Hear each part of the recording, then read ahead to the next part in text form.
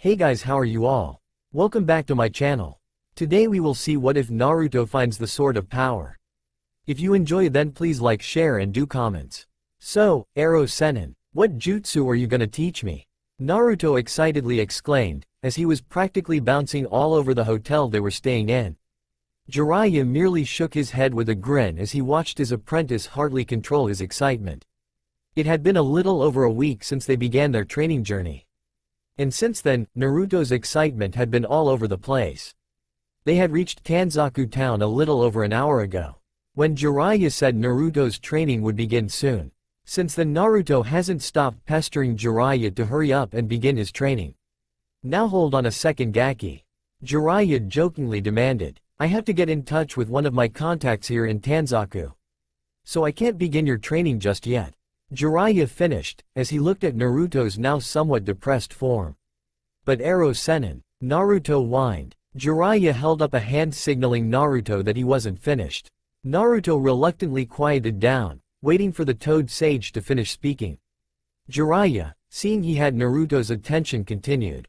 Though I personally won't be there to oversee your training for the moment, I want you to practice the Rasengan. Jiraiya would have continued, but Naruto interrupted him. But I already mastered the Rasengan.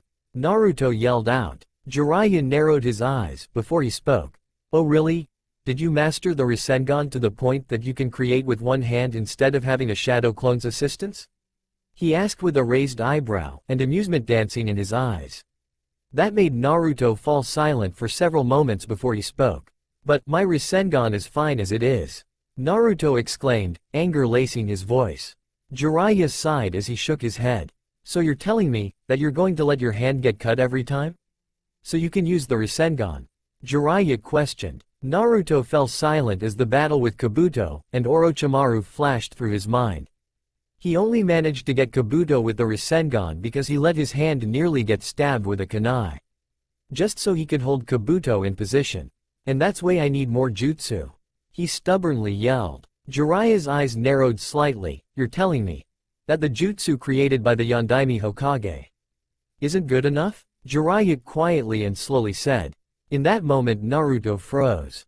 He had forgotten the Yondaime had created that jutsu. He knew he should feel honored about having such a technique. Shame welled up inside him, as he just basically insulted his idol. Jiraiya, seeing Naruto's shame, lightly frowned. He didn't mean to make him upset. Then again, Naruto was always a little over-emotional. Just another thing he would have to correct during training it seems. Anyway Gaki, I know a way for you to master the Rasengan faster than you'd normally would. And train at least 5 times as fast. Jiraiya stated with a grin forming at the end. Naruto snapped his attention in a moment, his shame all but forgotten. Really? Arrow Sennin, he excitedly exclaimed. Jiraiya twitched at the jab of his hobbies but forced himself to not react to Naruto's insult. After all, soon he would corrupt Naruto and turn him into a pervert of epic proportions. The very thought made Jiraiya grin in anticipation. Meanwhile in Konoha Tsunade suddenly felt like beating Jiraiya into a bloody pulp until he begged for mercy. Yeah Gaki, usually this method would be extremely dangerous. But seeing as you're the Kyuubi's Jinchuriki combined with your massive chakra reserves, this training method would be great for you. Jiraiya explained. Naruto's excitement could be seen from a mile away as he was literally bouncing up and down at the very notion of mastering the Rasengan twice as fast, and lowering the time for training was just too good an opportunity to pass up. Well, don't just stand there, Arrow Sennin. Tell me already, Naruto shouted. I don't know if I should Gaki. After all, you are being such a disrespectful Gaki. Jiraiya grinned. No matter the outcome, he was going to tell Naruto about the training method. He just enjoyed getting a rise out of his godson. Naruto stopped and stared at the elder man, before he clasped his hands together and gave his sensei the puppy dog eyes. Please, Arrow Sensei? Naruto begged, throwing in a little whine at the end. Jiraiya mocked sighed in disappointment. Well, I guess that's as close as I'll get. He frowned in a fake manner, while inwardly he honestly didn't Naruto to call that. Even though he threw an arrow in his now new title. The secret is quite simple, Naruto. The answer is. Jiraiya paused for dramatic effect. Naruto was basically on the edge of his seat. If he was in one. The answer is. Shadow clones Naruto. Naruto face planted on the ground. Arrow-sensei, how will shadow clones help? In response to Naruto's question, Jiraiya created a shadow clone. Now create a shadow clone Naruto. Naruto quickly complied and created one. Then Jiraiya had his clone escort Naruto's clone into the forest. Naruto watched in confusion. After several moments he gave his perverted teacher a glare while his hands immediately went covered his crotch. Hey, what's the big idea? Why did your clone kick my clone in the nuts? Jiraiya merely grinned at Naruto while waiting for Naruto to realize what happened. Naruto blinked for several moments before he stared at Jiraiya in confusion.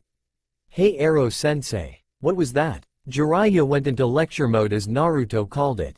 The Shadow Jutsu is a B-rank kinjutsu for a reason, Naruto.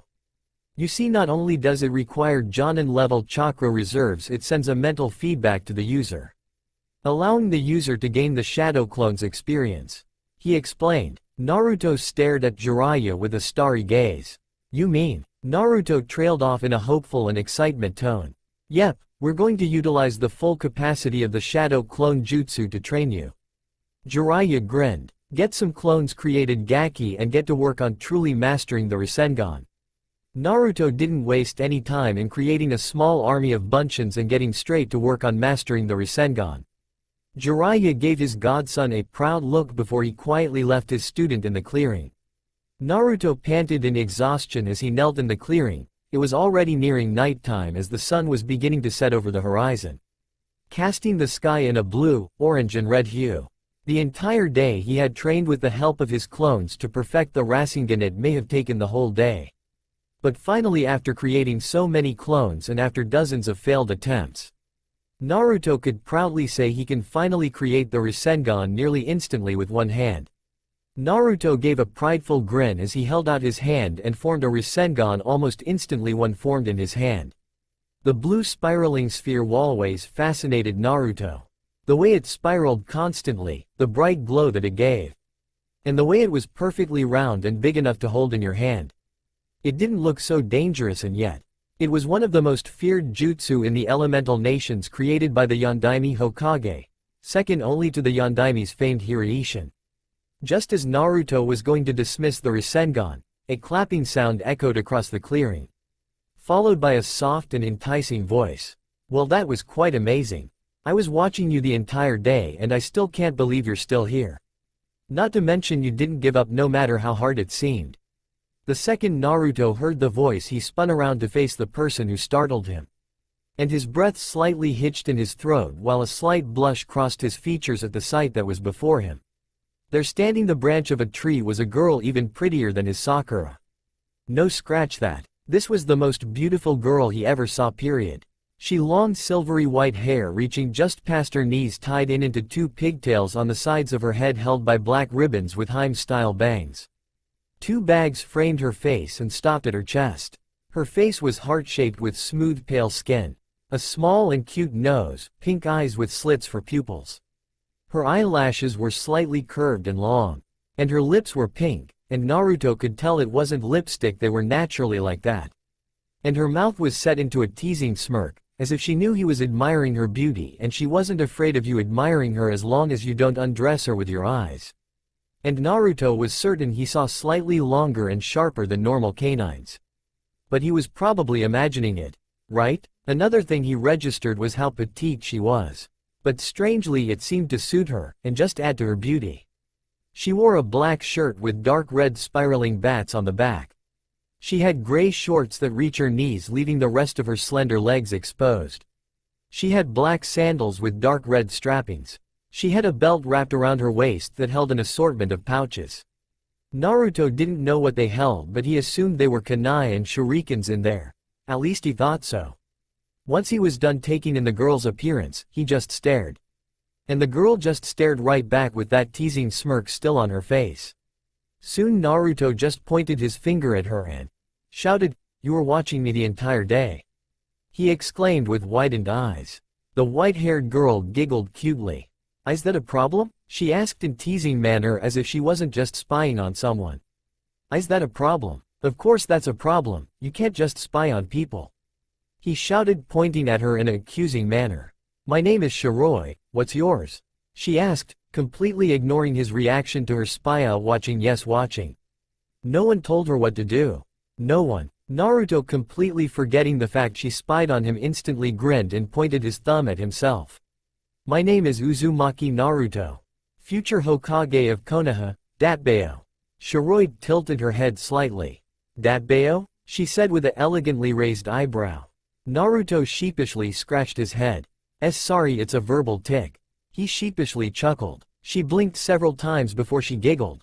I think it's a little cute, she said with a grin at the end. This time Naruto knew he wasn't imagining things. She really did have longer and sharper canines than people normally did. They looked like small fangs. Fangs. He shuddered at the possibilities of her biting someone with those. Suddenly Naruto felt the Kyuubi's presence in the back of his mind. So she's one of that kind. The Kyuubi muttered. Kyuubi? What are you talking about? Naruto cautiously questioned. The Kyuubi debated on whether or not he should tell Naruto what he knew. After a short few moments the Kyuubi gave a vague answer, deciding to let his container to figure out the rest. I'll give you a warning, Gaki. Be careful with that bloodsucker, Kyuubi stated. Now be gone and never bother me again unless you want me to tear the flesh from your bones, human. He suddenly roared before he retreated back into his cage to get more sleep. Naruto inwardly winced at the Kyuubi's roar before he turned his attention back on Shiroi. What did Kyuubi mean when he called her a bloodsucker? So what's someone like you doing way out here? Shiroi asked with that smirk still on her face. Naruto stared at her. Training, he answered simply. Shiroi raised her eyebrow again. Really? That's interesting. Before she reached into her pouch, Naruto tensed. Was she going to attack him? Was she pulling out a weapon of mass destruction? And of all the things he was expecting, he wasn't expecting her to pull out a white handkerchief. What? Naruto blinked in confusion as she held out the handkerchief and let it fall to the ground beneath her from her spot on the tree. He stared at her, and she in turn gave him an expectant look. He tilted his head again in confusion. Shiroi sighed in annoyance. It is considered gentlemanlike when you pick up a girl's handkerchief. She deadpanned. Naruto made a "oh" with his mouth in understanding before he moved towards the handkerchief, never seeing the growing smirk on Shiroi's face. After Naruto picked up the handkerchief he looked up the tree preparing to hand Shiroi her handkerchief. Only problem was she wasn't there anymore. Before he could comprehend what happened he was suddenly sent flying through the air, until he roughly hit the hard ground. Itai, Naruto said in pain. He winced as he felt a couple of his bones crack. But didn't have to worry as the Kyuubi already started on healing his injuries. After several moments he was nearly fully healed. He attempted to stand, only to find that he couldn't. He opened his eyes, never realizing he closed them, and was treated to the sight of Shiroi straddling his prone form while her arms holding down his arms. He gained a growing blush at the action. Shiroi giggled slightly as she watched the growing blush on his face. What are you doing? Naruto stuttered. Shiroi smirked. The thing is, I need a little snack and you're the only person around here. Not to mention my instincts tell me that your blood would make a good snack for now, she explained. Oh, but don't worry. I won't kill you, it's just a snack I'm having. This won't take longer than 2 minutes, I promise, she cooed before she began to lower her face. What? Now hold on a minute. What or why you talking about? Naruto asked in confusion and panic as she continued to lower her face. And were those fangs getting longer? Shish, it's okay, this won't hurt a bit, the silvery white-haired girl said, as her eyes glowed slightly with a pink light. Naruto shivered as her breath was tickling his neck. However, before he could question Shiroi on what she meant, he felt a dull pain in his neck before it faded. He tilted his head to see Shiroi with her mouth on his neck and blood slightly dripping from the area where her mouth was. Naruto paled slightly as he realized she was actually sucking his blood. He felt a surge of panic, before he forced himself to calm down. Just remain calm, it's not like she was gonna stay there forever, right? Shiroi was enjoying heaven right now. The blood was just so good, it was the most delicious blood she ever tasted. It was quite literally better than anything she ever tasted, and she tasted some of the most delicious food in the world. And the best part? His blood was regenerating faster than she could drink. He quite literally had a limitless supply of blood. I can stay like this forever, she thought in a daze. Her eyes glazed over, and a feral gleam entered her eyes. She held onto him a bit tighter in order to press herself against him. Almost as if she were trying to melt into Naruto. And Naruto watched with a confused manner while he also blushed up a storm. He was blushing a shade of red that it would have made Hinata proud. Though the feral quality was a bit disturbing to him. He just hoped that she would stop soon. After all, he felt like she was probably doing more than just drinking his blood. He had no idea just how right he was. Shiroi, still in her feral state, only had one thought running through her mind. Her instincts were demanding that she mark him as her mate. They demanded that she make him hers, but she knew she couldn't force him to. She didn't know why her instincts were telling her to make him her mate, but she knew that her instincts were never wrong before. Her best bet would be to get close to him and get him to fall for her.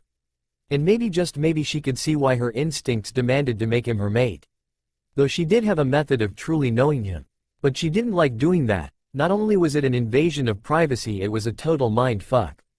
But damn it, her instincts were screaming at her to disregard her morals. But she wouldn't. She wouldn't become a slave to her instincts. She wouldn't review Naruto's memories without his permission. They were his memories, she had no right to see them without his permission. However, again, her instincts didn't agree with her, as they still demanded that she mate with him. No. Bad instincts. Down. I will decide whether or not he will be my mate. And I will only review his memories if he lets me. Am I clear? She shouted in her mind. Her instincts hissed their displeasure but backed off. And so the feral quality in her eyes faded. Shiroi, having her fill of blood, slowly detached from Naruto's neck, a single trail of saliva and blood connecting the two before it snapped. Naruto, now positive that Shiroi was done, slowly sat up while Shiroi stayed straddling him. "You Shiroi. See, could you get off me please?" Shiroi grinned, exposing her fangs. "What if I like staying like this, him?" she asked in an amused tone. Naruto didn't take notice of the amused tone as he panicked. Wait. I didn't mean to offend if you liked staying like this, it's just I'm a little uncomfortable. And you please don't hit me," he shouted, with his hands immediately moving to shield his head. Shiroi blinked stupidly. "Why would I hit you?" Naruto peeked at her from his defensive position. "Usually when I did something stupid or when I stammer in my sentences, Sakura would hit me." Shiroi noticed the slip of tongue he had. However, she felt a coursing rage flow through her when she heard of how this Sakura would hit him over the most trivial of things. Her instincts came back and demand she find the girl and devour her blood until she was a lifeless husk. But she held in her rage and calmed herself, though she made a mental note to see who Sakura was when she reviewed his memories. If he allowed it, of course. "I'm not gonna hit you, Naruto-kun," the silvery white-haired girl said with a warm smile. Naruto looked into her eyes and saw the truth behind them. He grinned stupidly before he posed a question. "So Shiroi, why did you drink my blood? Isn't obvious?" Shiroi deadpanned. "I'm a vampire," she stated with a prideful grin. She noted how Naruto looked at her with widened eyes before a grin erupted from his face, much to her surprise. "So you're an awesome super strong vampire. Like the ones I heard of in books?" Naruto shouted in excitement. "I always wondered what it would be like if I met one." To say Shiroi was shocked was an understatement. He wasn't afraid of her. "He's not afraid of me," she thought in bliss. "So what type of super cool powers do you have, Shiroi-chan?" Naruto asked in curiosity and excitement. "See-chan?" Shiroi thought with a slight pink hue to her cheeks, not that Naruto noticed. "Well, vampires have various abilities that are extremely useful." Seeing Naruto about to shout in excitement again, she caressed his cheek to calm him down because 1. She didn't like being interrupted, and 2. She just wanted to caress his cheek. Though that seemed to have a different effect on Naruto, seeing as by caressing his cheek, she was also caressing his whiskers. The result? A deep rumbling noise from the back of Naruto's throat. Dead silence in the clearing after that. Naruto, because out of embarrassment, and Shiroi? Well, the dam was beginning to break, for a reaction so horrible, so terrifying that even whispering it made men everywhere cringe in fear and despair. "Kawaii!" The silvery white-haired vampire screamed as she glomped our blonde protagonist. "Yeah, that was the reaction we were waiting for." Naruto blushed again as Shiroi pressed her cheek against his while their bodies were practically grinding against each other. However, they were both interrupted by a short and perverted giggle coming behind them. Naruto froze. He knew who that giggle belonged to. Shiroi of course didn't know, so she slowly turned her head behind her to give the person her evil eye just for interrupting her moment with her new favorite blonde. Jiraiya shivered when Shiroi gave him her evil eye. Dear sweet Kami-sama, are those eyes glowing? Jiraiya thought. It was as if those eyes were giving him a warning to back off now and pretend he didn't see anything. The slitted pupils were adding an even more intimidating effect. Hey Ero-sensei, this better not be going into your damn perverted books. Naruto exclaimed with a accusing finger pointed at Jiraiya. That snapped Shiroi out of her glaring as she rose an eyebrow. This was Naruto's sensei? However, what caught her attention was the books Naruto said he wrote. She only knew of one book series that were so famous and perverted. She should know, she read the first book and she immediately wanted to castrate the man who wrote it. And there he was, standing right there. The writer of the accursed Icha Icha series. She slowly stood with aura of malice and hatred as she smiled sweetly at the man. You're the author of Icha Icha, correct? She asked with a sugary sweet tone. Jiraiya gulped but nodded with a bit of pride. Wait, pride? Oh hell no, you're not allowed to feel pride because of what you wrote, you perverted old bastard. She raged in her mind. Naruto-kun, I suggest that you do not watch this. She said with same sweet tone as before. Naruto couldn't even move because of the fear she was feeling. And so he was forced to watch as Shiroi beat his sensei into a bloody pulp while also kicking him in the crotch with bone-shattering strength, allowing the man's screams of pain to be heard all across the elemental nations. In Konoha, a certain masked Jonin was walking down the streets reading his orange book, until a ear-splinting scream echoed across the sky. Kakashi stopped and looked up at the sky. I sense a disturbance in the Icha Icha, he muttered. The people who heard him looked at him weirdly. Tsunade looked up from her paper when she heard the ungodly scream echoing across the village. Tsunade-sama, Shizune, her assistant exclaimed as she barged in the office. What was that? She questioned. Tsunade sighed. That, Shizune, was the sound of a man losing his most precious items. She explained with a dark smile at the end of her sentence. Shizune shivered at her master's smile before she slowly inched away from her. Shiroi walked away from the twitching mass of blob that was once the Toad Sanin. She walked back towards Naruto with a wicked smile and satisfied look in her eyes. Naruto-kun, she began with the wicked smile still in place. Why yes? He answered with a fearful expression. He did not want to end up like Jiraiya. Even if he had to be Shiroi's slave. Don't ever end up like your sensei, okay? She spoke softly, with a warm smile at the end. Naruto merely nodded with a growing blush on his features. Shiroi's smile widened before she gave Naruto a soft kiss on the cheek. The blonde-haired boy's eyes widened as his face went so red that Hinata was jealous because it was even redder than hers. A giggle was heard again. Shiroi snapped her attention to the mass of blob, only for it to disappear in a puff of smoke. She scowled as she saw the real Jiraiya enter the clearing unharmed. Man, you gotta love shadow clones. Though I'm not fond of the experience it transferred back, he said as he grinned with grimace on his face from the clone's experience. Note to self, never get her angry. He thought. Shiroi smirked at the grimace. So Naruto-kun, why are you traveling with this pervert? Shiroi asked with curiosity and barely concealed contempt for the author of that accursed Icha Icha. Naruto grinned. It's because he's my sensei. He's gonna be teaching me a lot of awesome jutsu, Shiroi-chan. He explained with excitement. Shiroi gave Jiraiya a glare, and Jiraiya knew what that glare meant. It meant that if he tried to corrupt Naruto and turn him into a pervert, she was gonna castrate him. He sighed in disappointment, all of that planning on getting Naruto fixed on his perverted ways. Ruined. He inwardly cried anime tears. Shiroi, seeing Jiraiya sigh in disappointment, felt a surge of female anger. That pervert was actually going to try and corrupt her Naruto.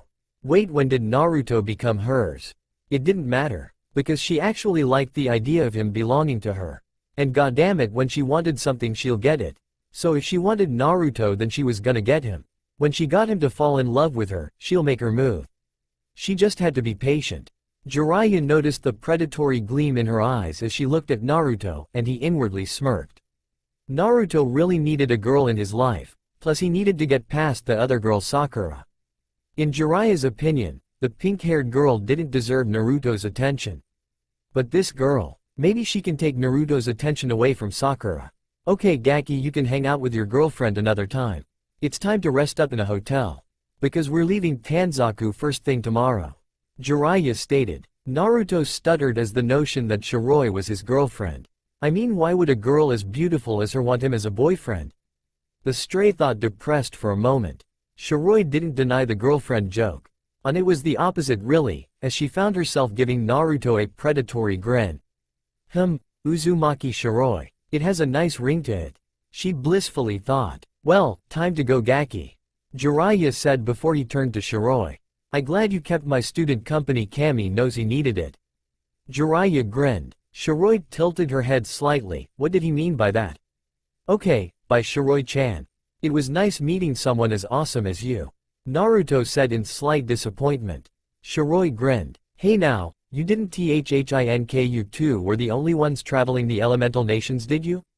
She playfully asked. Jiraiya and Naruto looked at each other before Naruto gave Jiraiya a look. Jiraiya mock sighed in annoyance when inwardly he was jumping for joy at the prospect of his student becoming a couple with the silvery-haired girl. Then how would you like to travel with us? Shiroi, was it? The white-haired toad Sanin asked. Shiroi eagerly nodded at Jiraiya's question. Then welcome aboard, Shiroi-chan, Naruto shouted in excitement. Shiroi giggled, while Jiraiya muttered something along the lines of, inspiration for my next book. That made Shiroi's eyebrow dangerously twitch before she reined her temper, and followed the toad Sanin and his apprentice. It had been over 6 months since Shiroi joined the traveling duo. And she must say they were both entertaining and amusing, what with their quirks and whatnot. She now understood why her instincts wanted her to mate with Naruto. He had such conviction, loyalty, determination, courage, and bravery that not just anyone had. As time passed, she actually found herself falling for him. He was quite literally the perfect mate.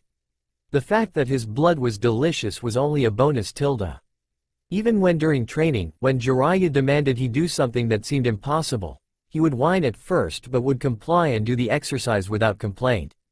And with his method of training he was quickly growing stronger at an alarming rate. Every day he would create small armies of shadow clones to learn chakra control and chakra theory that the Toad Sage had him work on, while he himself trained his body. And because of his physical training, he built up a rather excellent body build. His muscles were not too big and not too small either. They were the perfect mixture of both. Shiroi had to restrain herself from jumping the blonde then and there. Also his hair had grown out, making him have to keep it a low spiky ponytail much like Jiraiya, only much shorter. And 2 bangs stopping at his jawline. Unknown to Naruto, he looked much like his father with his new look. After 3 months of that routine, Jiraiya switched it up. He taught him taijutsu stances and had him use and train it on his own, while his clones worked on learning some wind-based ninjutsu Jiraiya had over his shinobi career. They had checked Naruto's Shikara nature, and to their surprise it was wind, a rarity in the land of fire. After that it was simply a matter of getting some wind-based ninjutsu for the young blonde. So far Naruto mastered wind style, air bullet, and wind style, great breakthrough. The others were taking a while, but he was getting there. The real challenge, however, was getting Naruto out of his orange monstrosity, as Jiraiya called. Naruto stubbornly refused for a good 2 days, before Shiroi decided to talk with Naruto about it. Jiraiya didn't know what happened, but Naruto came back with a blush and glazed expression on his face, while Shiroi had a pleased look, and a predatory smirk on her face. Jiraiya knew that look, it was one that spoke victory and satisfaction. And so they had the blonde try out various outfits, but one of them worked.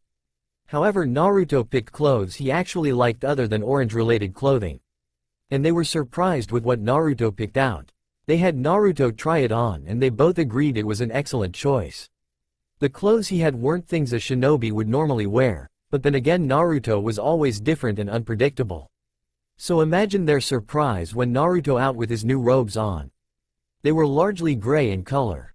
Accompanying this, the robes also had a gray-white fur padding on the left shoulder, and Naruto chose to wear a dark orange scarf around his neck. The robes also bore the Konoha insignia and a small, adorned buckle in a shape of diamond, which connected the belts which crossed over his chest. There was also an upside-down Konoha insignia on the tip of the hood that was made onto the robes. Additionally, small patterns appear to be imprinted on the gray fabric of the robes. Ezio's outfit in Assassin's Creed Revelations except the scarf is dark orange and the Konoha symbol is where the assassin's symbol should be. Also Naruto had long since stopped wearing his headband since he got his robes. He preferred to allow his insignias on his robes to let others know whose side he was on. Thus his bangs fell freely into his eyes at times, but it was no bother for Naruto. In Shiroi's opinion, it made him hotter than he was. Both Jiraiya and Shiroi agreed that the new look was amazing and the outfit was best for Naruto. All in all, Jiraiya was most pleased with Naruto's progression. By his estimate, Naruto should be low Jonin level. Though with experience he will no doubt be high Jonin level. However, Jiraiya was certain that when Naruto's training trip was over, he would be at Kage level shinobi, if not higher.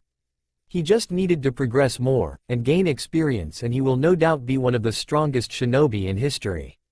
Second only to Senju Hashirama, and Uchiha Madara. Speaking of progression, what really progressed over those 6 months was Naruto's relationship with Shiroi.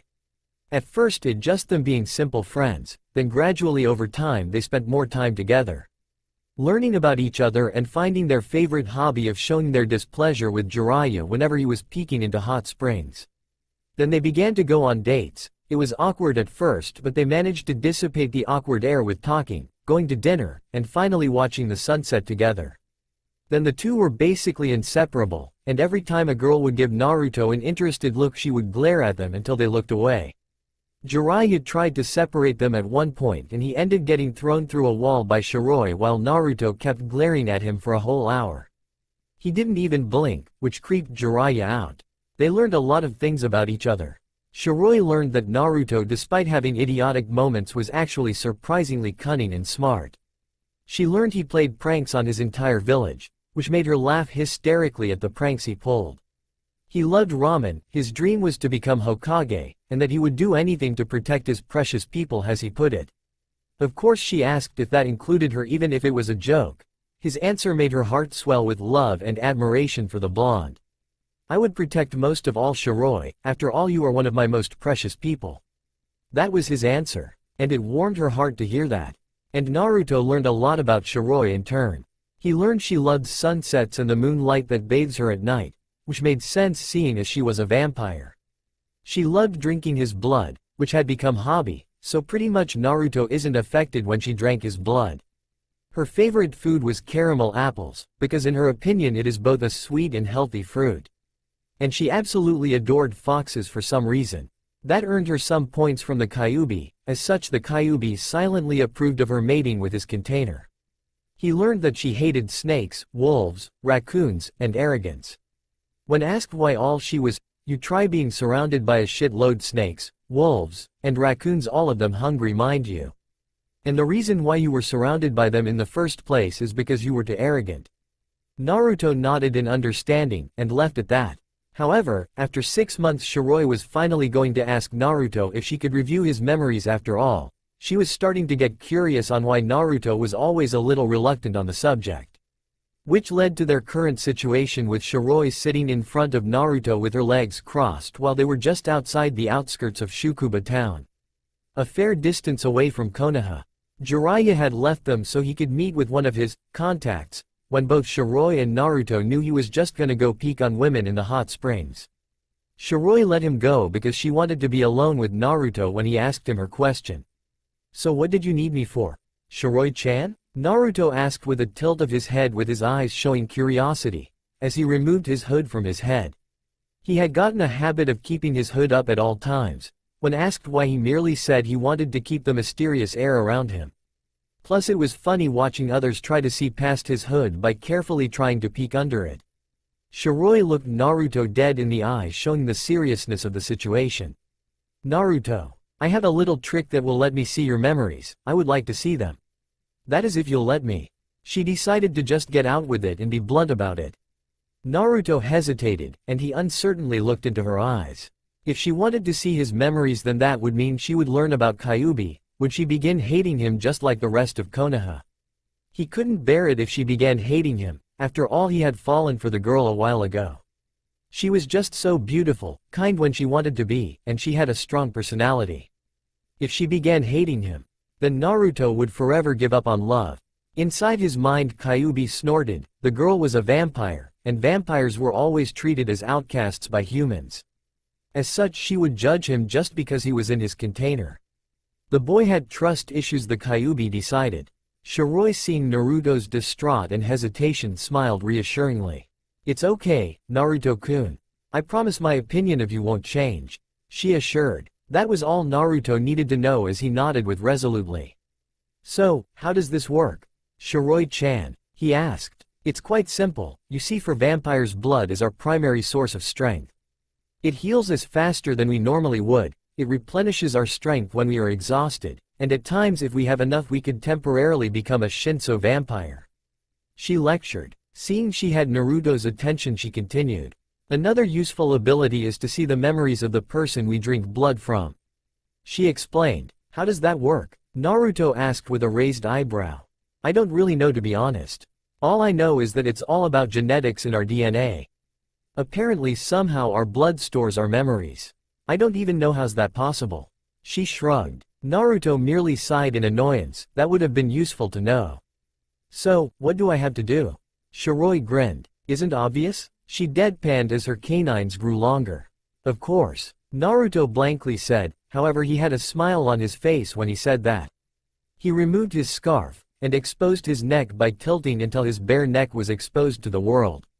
Shiroi didn't need an invitation as she crawled towards Naruto like a predator stalking its prey. Once she reached him, she sat in his lap, and placed her mouth near his neck. "Ready?" she whispered. She felt Naruto nod, and she sank her fangs into his neck. Like all the other times Shiroi bit down on his neck, he felt a dull pain before it faded. Shiroi prepared herself for the memory backlash that was sure to come, and she was right as she felt her mind drifting away at a speed so fast that it could have surpassed the Hiraishin. Soon she was in a sewer-like place with water dripping at random intervals. She raised an eyebrow in confusion. What the heck was this? She noted how there were faintly glowing blue bars scattered around the ceiling. She assumed that was his chakra. But what was that red one? She shook her head. She had more important things to do.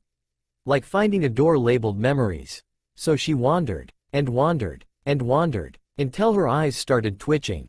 "Where the fuck am I supposed to go?" she shouted in anger and frustration.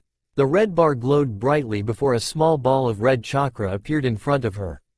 "What?" she muttered. The red orb just flew around her for a moment before it moved down the tunnel and turned right. Shiroi, with nothing better to do, simply followed it.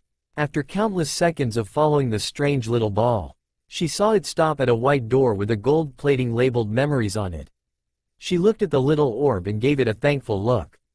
She watched as it moved back to the red bar, and the red bar reabsorbed it like water.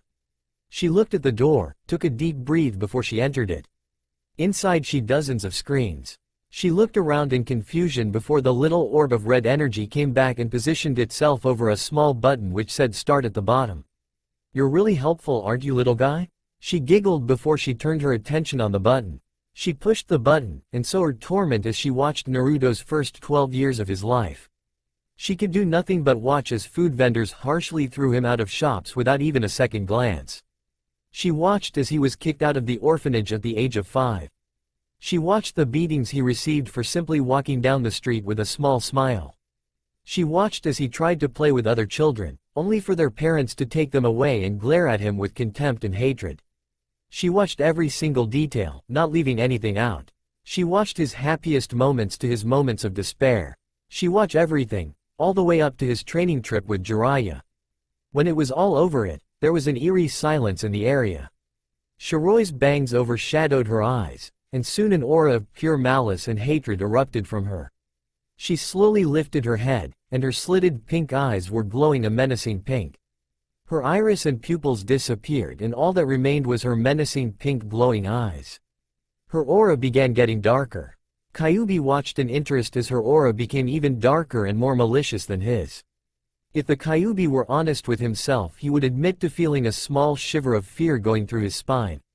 But he shook it off. He was the king of the Biju, damn it. He didn't fear anything. He quickly retreated deeper into his cage. Not because he was afraid. It was because he was bored. Yes, bored. He wasn't afraid at all. Shiroi slowly formed a snarl on her face before she faded from the mindscape. For Naruto, it had only been 2 minutes before she noticed Shiroi slowly detach herself from him. He was about to greet her. That is until he noticed the furious snarl on her lips as her fangs grew longer than before and her aura of malice bloodthirst burst from her form. Everything about her at the moment screamed one thing: fury. Sheer, unadulterated fury and rage. A loud growl emanated from her throat, as she glared maliciously in the direction of Konoha. "Shiroi-chan, calm down," Naruto shouted. "Kill, kill, kill," was the only thought going through Shiroi mind. Her instincts begging, pleading, demanding that she go to grounds that Konoha laid upon, and to burn it to the fucking ground. A furious growl erupted from her lips as her eyes glowed dangerously brighter. She felt something grab her hand, and her head snapped towards Naruto's direction, only to see him worriedly squeeze her hand in a reassuring manner.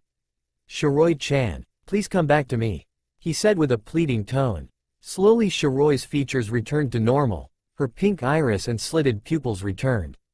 Her canines returned to their normally usual longer and sharp length, and her aura of darkness and malice disappeared, though she still held a silent rage in her eyes. "Why don't you hate them?" she began softly. "If it were me, that village would have been burned to the ground a long time ago." "So why don't you hate them?" she asked in desperate confusion. Naruto smiled warmly at her. "Because, if I lash out and kill them, then I'm no better than them," he explained. Shiroi looked at him silent amazement. "Do you recall when Ero-sensei spoke to us about hatred in this world?" Naruto began. Shiroi nodded. She remembered that conversation. "My dream is to become Hokage, not only to earn my village's respect and recognition, but to protect those precious to me as well." Shiroi's eyes widened, but Naruto paid it no mind as he continued.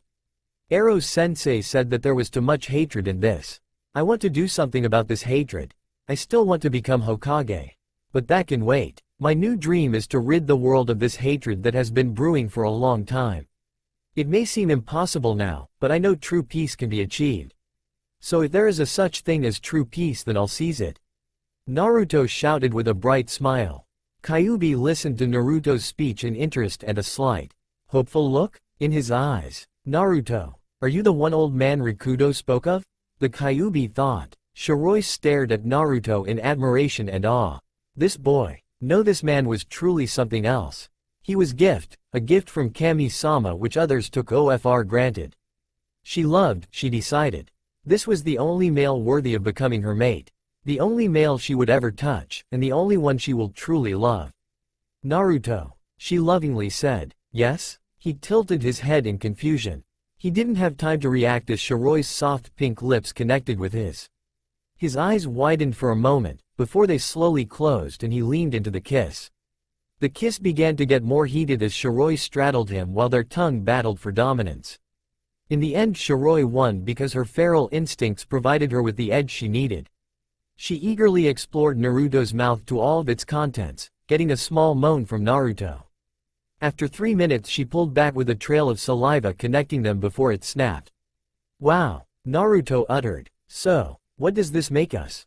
"Shiroi-chan?" he asked. "Lovers," she happily answered, as she rubbed her cheek against his, thus rubbing his whiskers as well. Naruto could only purr in approval as the sensation of her rubbing his whiskers kicked in. Jiraiya, with his back against a tree, looked up at the sky, seemingly looking at the heavens. "Minato, Kushina, you would be so proud of your son if you were here," he thought in pride and contentment.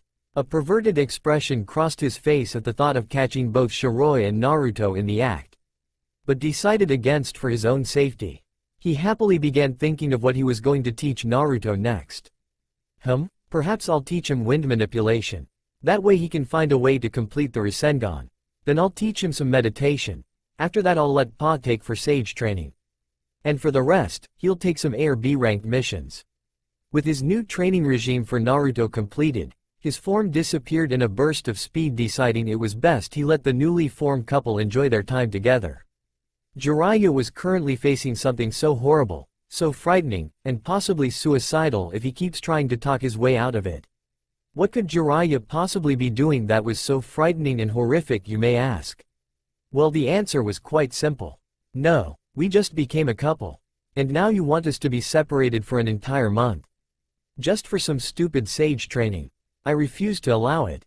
The answer, ladies and gentlemen, was the feminine fury of a girl. Now keep in mind that this wasn't any other girl. This girl was a super-powered vampire with the power to quite easily destroy a normal human being. Now of course when dealing with shinobi, it would be understandingly tougher to kill them. Seeing as shinobi seem to defy all logic. Seriously, these guys really defy logic. I mean, bringing the dead back to life, WTF. Oh. Now you might be asking why Shiroi was so angry. Again, the answer was oh so simple. Let's start at the beginning, shall we? After Jiraiya had left Naruto and Shiroi alone for their quality time, as he called it, though he just wished for his student to man up and lose his virginity already. Anyway, shame on you, Jiraiya, for having such naughty thoughts. Getting back on track, he called upon the elder sage Toad Fukasaku, or as he called him, Pa. He called upon the elder Toad sage after he finished peeking on some hot springs. And Jiraiya immediately got to business, and stated he wanted him to train Naruto in Senjutsu Chakra. After he mastered wind manipulation training, of course. And with the way Naruto used shadow clones, he had no doubt he would master wind manipulation in about 2 months tops. This led to a small argument on whether or not Naruto was ready for sage training or not. After several hours of debate, Pa agreed to teach Naruto the ways of the sage if he deemed him worthy. After that, Pa simply vanished in a poof of smoke. Then Jiraiya decided to see how his student and new girlfriend were doing. The scene he saw when he reached the spot where he left them made him giggle in a perverted manner. Hey, don't look at Jiraiya like that. You would probably giggle too if you saw your student and his girlfriend cuddling in their sleep. And I don't mean the normal kind of cuddles, I'm talking about the one where you are quite literally grinding against each other. The soft moans they were unconsciously releasing were not helping either. Thankfully they still had their clothes on, otherwise Jiraiya would have died of a nosebleed. He tried pulling them apart so that he may drag them to town and put them to bed. Only problem was every time he tried, Shiroi would unconsciously try to kick him in the crotch. So he was forced to make camp there for the rest of the night. He may seem irresponsible, but he would never leave his student and his girlfriend alone in the forest. After all, there were a lot of shady characters out there, though he doubted they would get far what with Shiroi unconsciously attacking him in her sleep. So he set up a tent, a fireplace, and sleeping bags. Once satisfied, he attempted to place Naruto and Shiroi into a sleeping bag. Again Shiroi unconsciously attacked him in her sleep. But Jiraiya, being stubborn, kept trying for several minutes, before suddenly a knife whizzed past his crotch. He was as pale as a ghost when that happened, and he wisely backed off after seeing Shiroi unconsciously reach into her pouch for another knife. He decided to just fuck it and go to bed, summoning a toad to keep watch while they slept. After that his dreams were a blur of hot springs, women, and sake. The next morning, he woke up refreshed. He moved out of the tent to be treated to the sight of Naruto and Shiroi groggily waking up with somewhat aching backs, understandable since they slept on the ground. However, there was no need to worry as Kyuubi was already healing Naruto's back, while Shiroi's own vampire healing factor kicked in. Then all of their stomachs rumbled, signifying it was time for breakfast. Though Shiri claimed that her stomach did not rumble as she was a lady, and it was unladylike should that happen. Jiraiya, being the gentleman that he was, created some clones to hunt for some meat, while he got the fire ready with a small fire-style jutsu. Several minutes later, his clones returned with couple dead rabbit, and some deer. Kyuubi was inwardly jumping for joy at thought of his container eating rabbits. After they had cooked the meat, breakfast was a quiet affair with small talk now and then. After Jiraiya was done, and Naruto just finishing, while Shiroi was still eating, taking her time with her meal, Jiraiya began proposing his new training regime for Naruto. First they would polish up on what he learned the past 6 months, and wrap it all up with a few more lessons and mastering the current wind jutsu he had given him. Then they would begin his wind manipulation, and possibly complete the Rasengan. When Naruto asked what he meant by that, Jiraiya explained that the Rasengan was an incomplete jutsu as the Yondaime was planning on adding an elemental affinity to it. The very prospect of completing the Rasengan excited Naruto beyond belief. Then they would teach him the art of meditation. When asked why, Jiraiya quickly explained that he would need it. Then he would send him to Mount Myoboku for a few months to begin his sage training. Now this was around the same time as Shiroi finished her breakfast, not paying attention to the conversation in favor of savoring her meal. However, she finished just as Jiraiya said something about sage training. When she asked what he meant by that, Jiraiya, thinking Shiroi heard the whole conversation, quickly explained that he was sending Naruto to Mount Myoboku for a few months to begin his sage training. Which led to Shiroi's reaction almost instantly. No, we just became a couple. And now you want us to be separated for an entire month. Just for some stupid sage training. I refuse to allow it. Which led to Jiraiya dodging a various assortment of things being thrown at him, while also trying to talk his way out of this situation. Naruto himself began shivering in fear of Shiroi's wrath, a sentiment shared by the Kyuubi. No, the Kyuubi wasn't afraid, he was cautious. Yes, cautious, that's the word. Wait, Shiroi, stop throwing things for a minute and let me explain. Holy shit, was that a cow?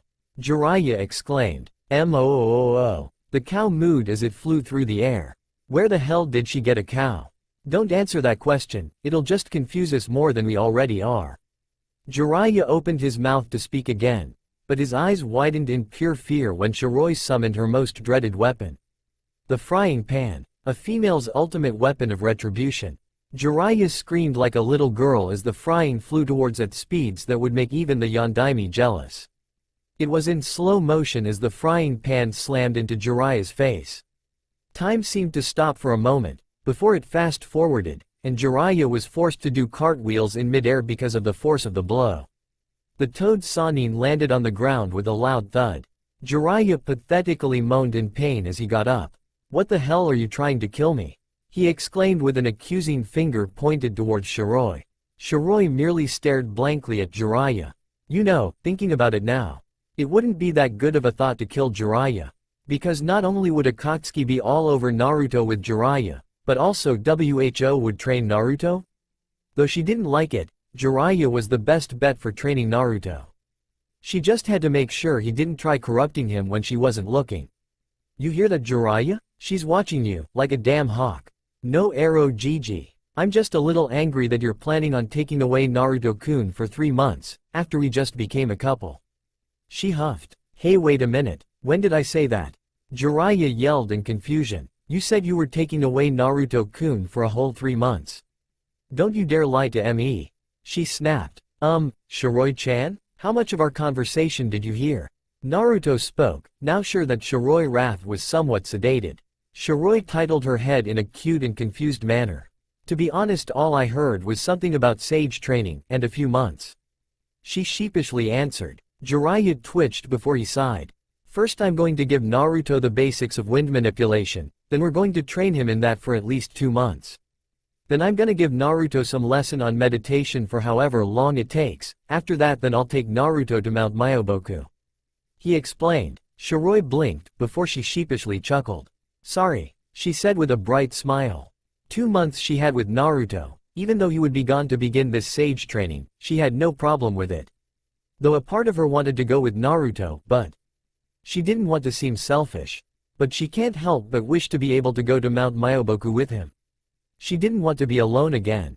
Jiraiya, seeing the sad look in her eyes for the split second it was there, made a mental note to speak with Pa, and see if she could be allowed in Mount Myoboku as a visitor. Before we get to traveling once again, do you guys want to buy some things in town or just browse to see if you'd want anything? This is your last chance. He asked. Shiroi shook her head no, having already browsed through the stores during their stay. However, surprisingly, Naruto nodded his head thoughtfully. Jiraiya rose an eyebrow, while Shiroi looked curious. Well, out with it, Gaki. Jiraiya said with a tinge of curiosity in his voice. Well, during our stay here, I saw something in a weapons shop that looked interesting, but I didn't have time to examine it well enough. The young blonde said. Jiraiya put his hand on his chin, seeming to be debating whether or not he should allow Naruto to buy the interesting object he saw.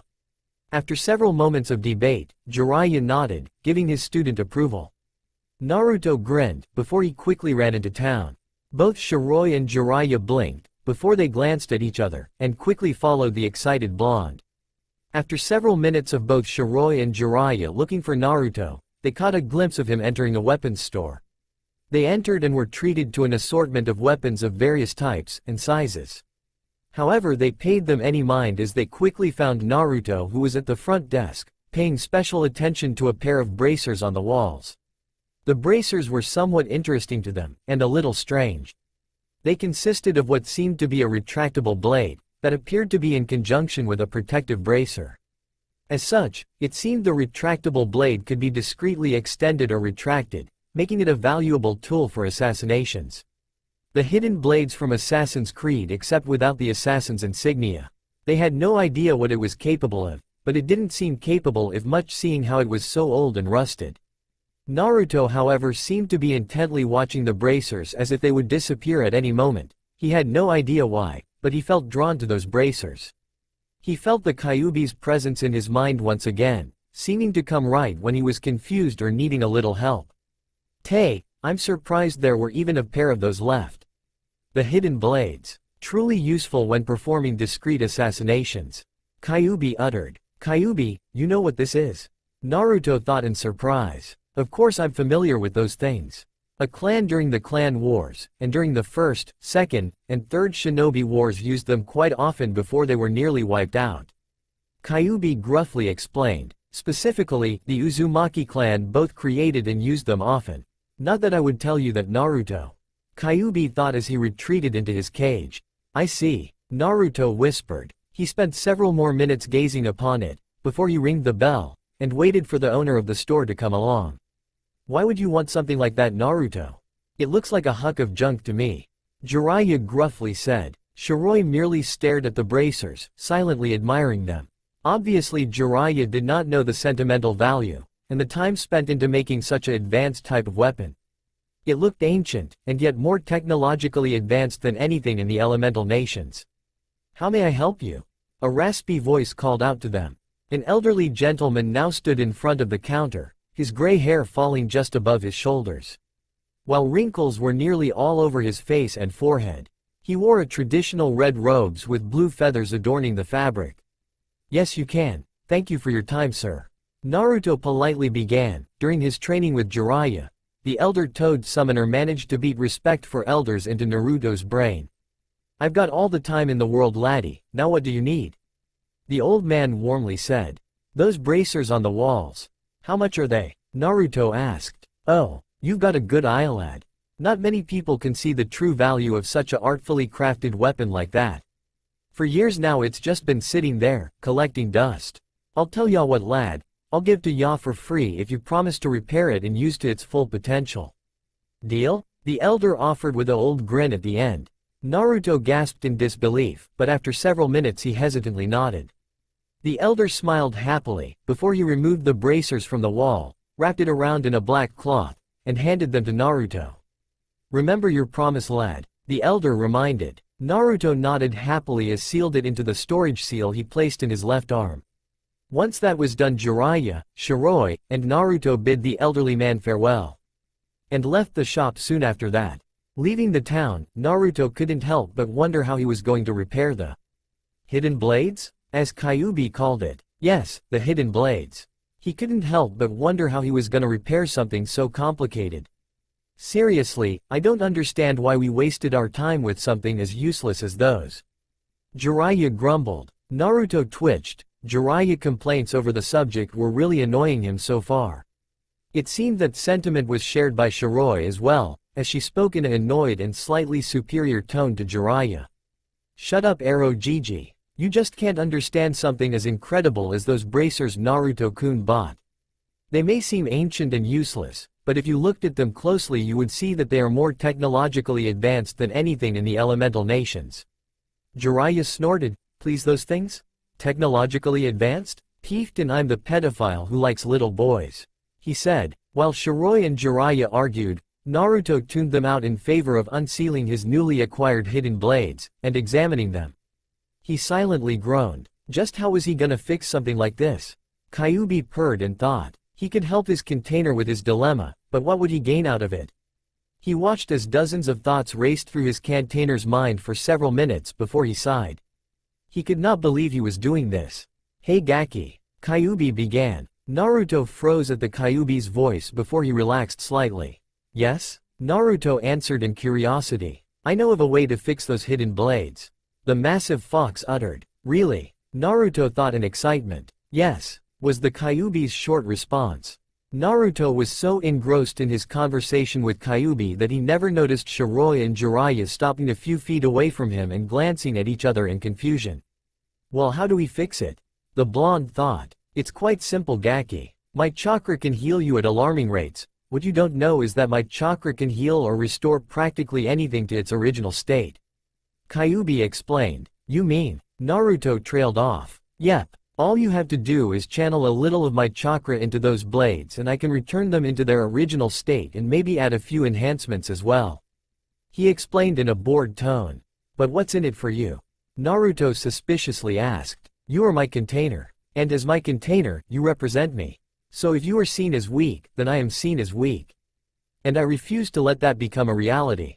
Am I clear? Kyuubi threateningly growled. Naruto nodded, not noticing when Jiraiya and Shiroi looked at him weirdly for doing so. Kyuubi grinned. Excellent. Now just channel my chakra into the hidden blades and let me do the rest. He ordered. Naruto didn't waste any time in channeling a small sum of the Kyuubi's chakra into the bracers. Jiraiya's eyes widened at the actions, and he was about to scold him for such a reckless action, when he noticed Shiroi's amazed expression. Jiraiya raised an eyebrow and looked towards Naruto bracers. And his jaw came loose at what he was seeing. It was almost as if time were reversing for the bracers. The rust, dust, and somewhat broken areas were being repaired and being replaced with shiny new metal. The retractable blades lost their jagged ends, and their edges became sharp once more, along with the point. This continued for several more moments before the bracers looked as if they were never broken in the first place. Though everyone noticed a new addition to it. On the top of the bracers, a large orange-furred nine-tailed fox was on it with a grinning snarl on its face, while its 9 tails seemed to wrap around the owner's arm, seemingly to protect them. Naruto quickly put them on. And he noticed something strange. The bracers felt stronger than any metal he had ever seen or felt.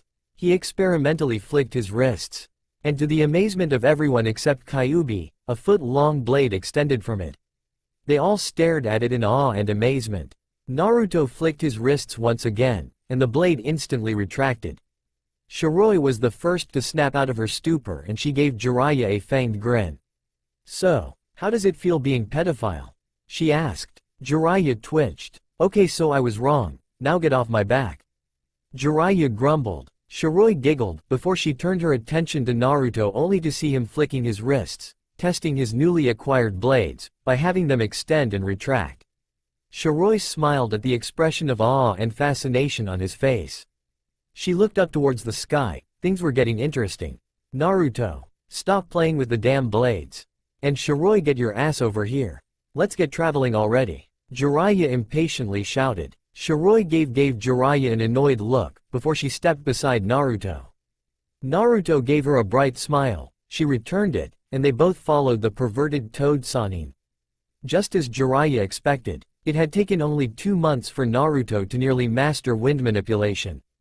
After they had polished on what Naruto knew, Jiraiya had immediately began his elemental manipulation training. At first it was frustrating and difficult for Naruto. Even with the help of clones he still barely even got it down. The scrolls Jiraiya loaned him on wind manipulation weren't much help either.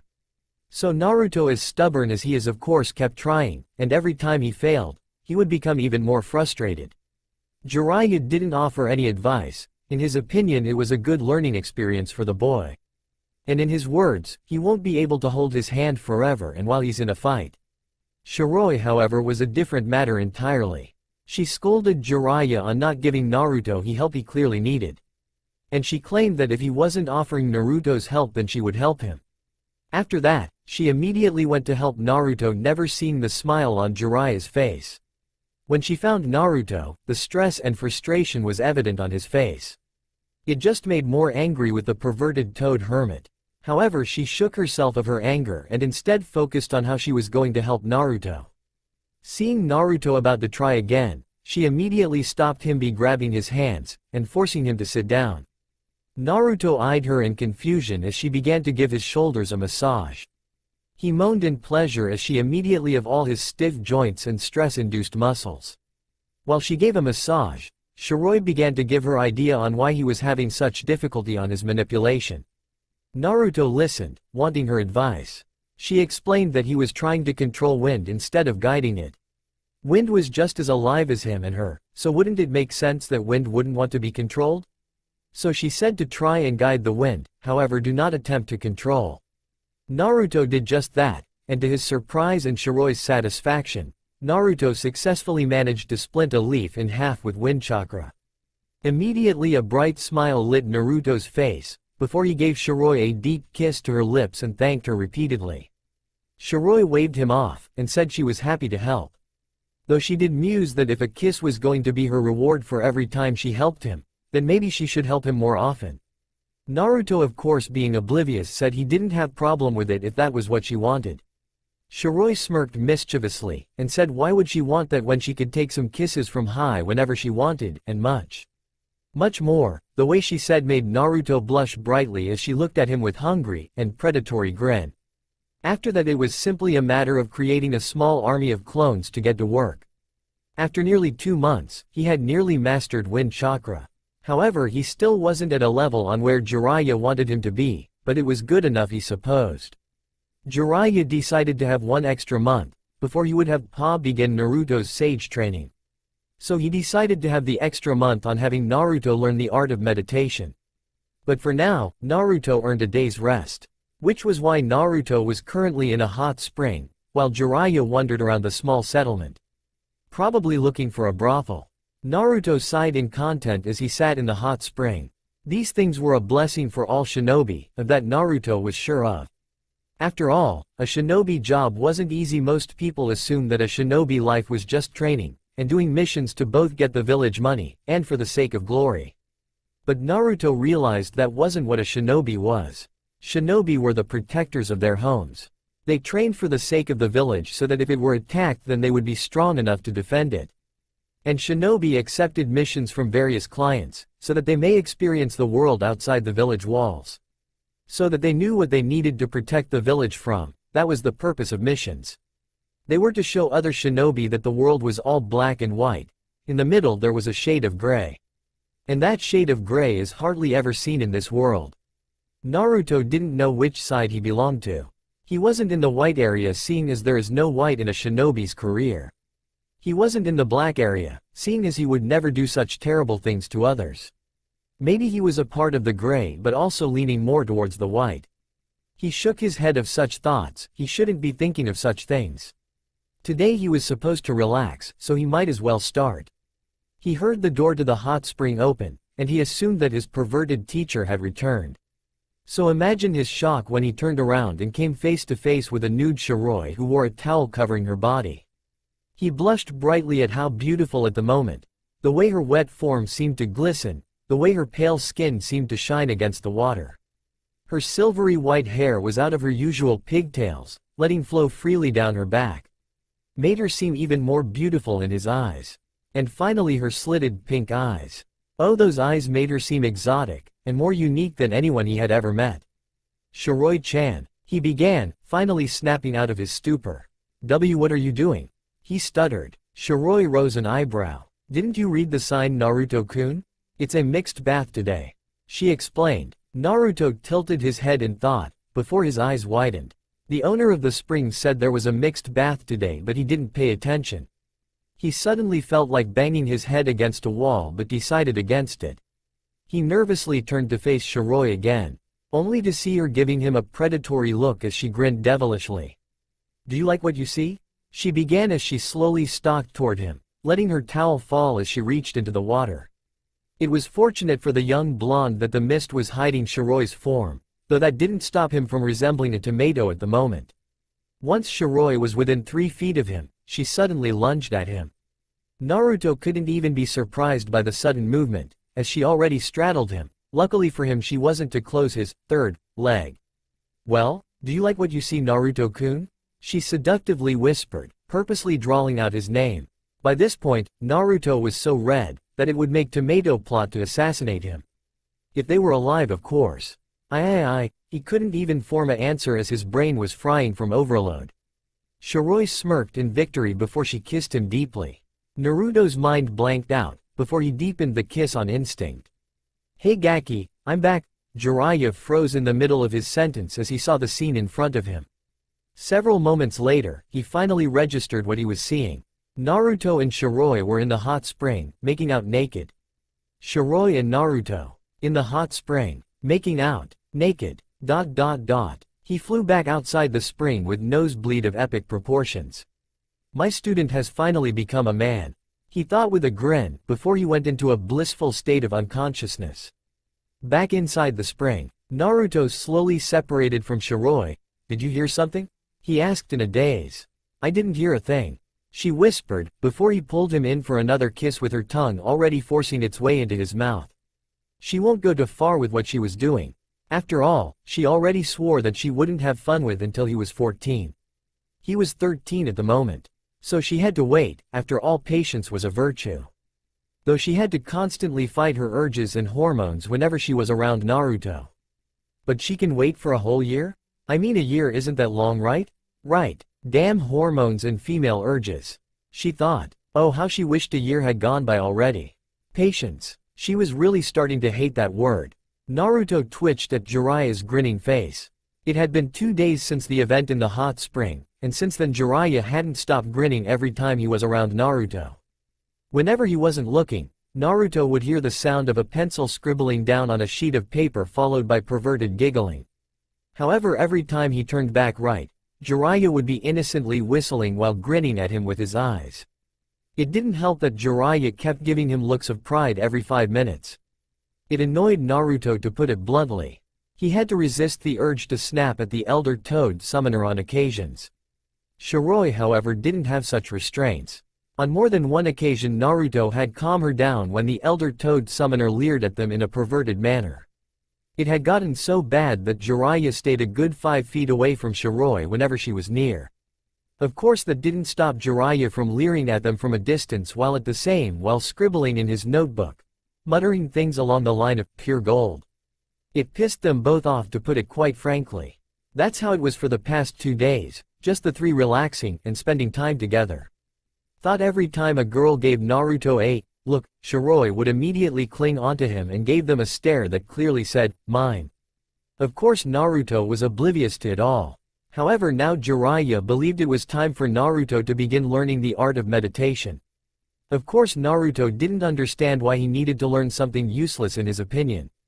Jiraiya merely gave him a stern glare when he said that, and stated that even if meditation seemed useless, it would be extremely useful in the future. Which was why Naruto was sitting in front of Jiraiya with a deadpan expression while Shiroi was sitting next to him with a blank stare. Both of their stares were directed at Jiraiya as he was still leering at them with a giant grin on his face. Slowly, ever so slowly, tick marks began appearing over their heads as they simply stared as he seemed to trying to control his giggling. "That's it," Naruto finally snapped. "Ero-sensei, why are we just sitting here? And for Kami-sama's sake, stop leering at us," he yelled, before he flicked his wrist and his hidden blade extended. "Or so help me." He trailed off in a threatening manner. Shiroi also bared her fangs, and growled lowly at Jiraiya. Jiraiya merely sighed. "Well, the both of you both passed and failed the test at the same time," he suddenly said. Naruto tilted his head in confusion, before he retracted his hidden blade, and looked towards Shiroi, who was just as confused as he was. Jiraiya, seeing their confused expressions, sighed. "You see, this whole thing, with you two just sitting there and me leering at you every now and then, was a test to see how much patience you have. Imagine my surprise when you two stayed like that for 30 minutes before your patience ran thin," he quickly explained. "You two snapped after 30 minutes, which showed you have a good amount of patience. However, I was actually expecting you guys to last at least 50 minutes. He finished. Naruto blinked, while Shiroi rose an elegant eyebrow. "Why was I taking part of the test, Ero Gigi?" she asked. "Well, I can't just have you traveling without teaching you, and I know you're not interested in shinobi techniques, seeing as you never spared them a second glance whenever I taught Naruto some. So I figured, why not teach you something like meditation, so you can learn more patience," he said with a smirk at the end. Shiroi stiffened, before she growled lowly towards Jiraiya. The way he said patience had a hidden meaning to his tone. She twitched. How long had he known that she was holding herself back from jumping her blonde lover?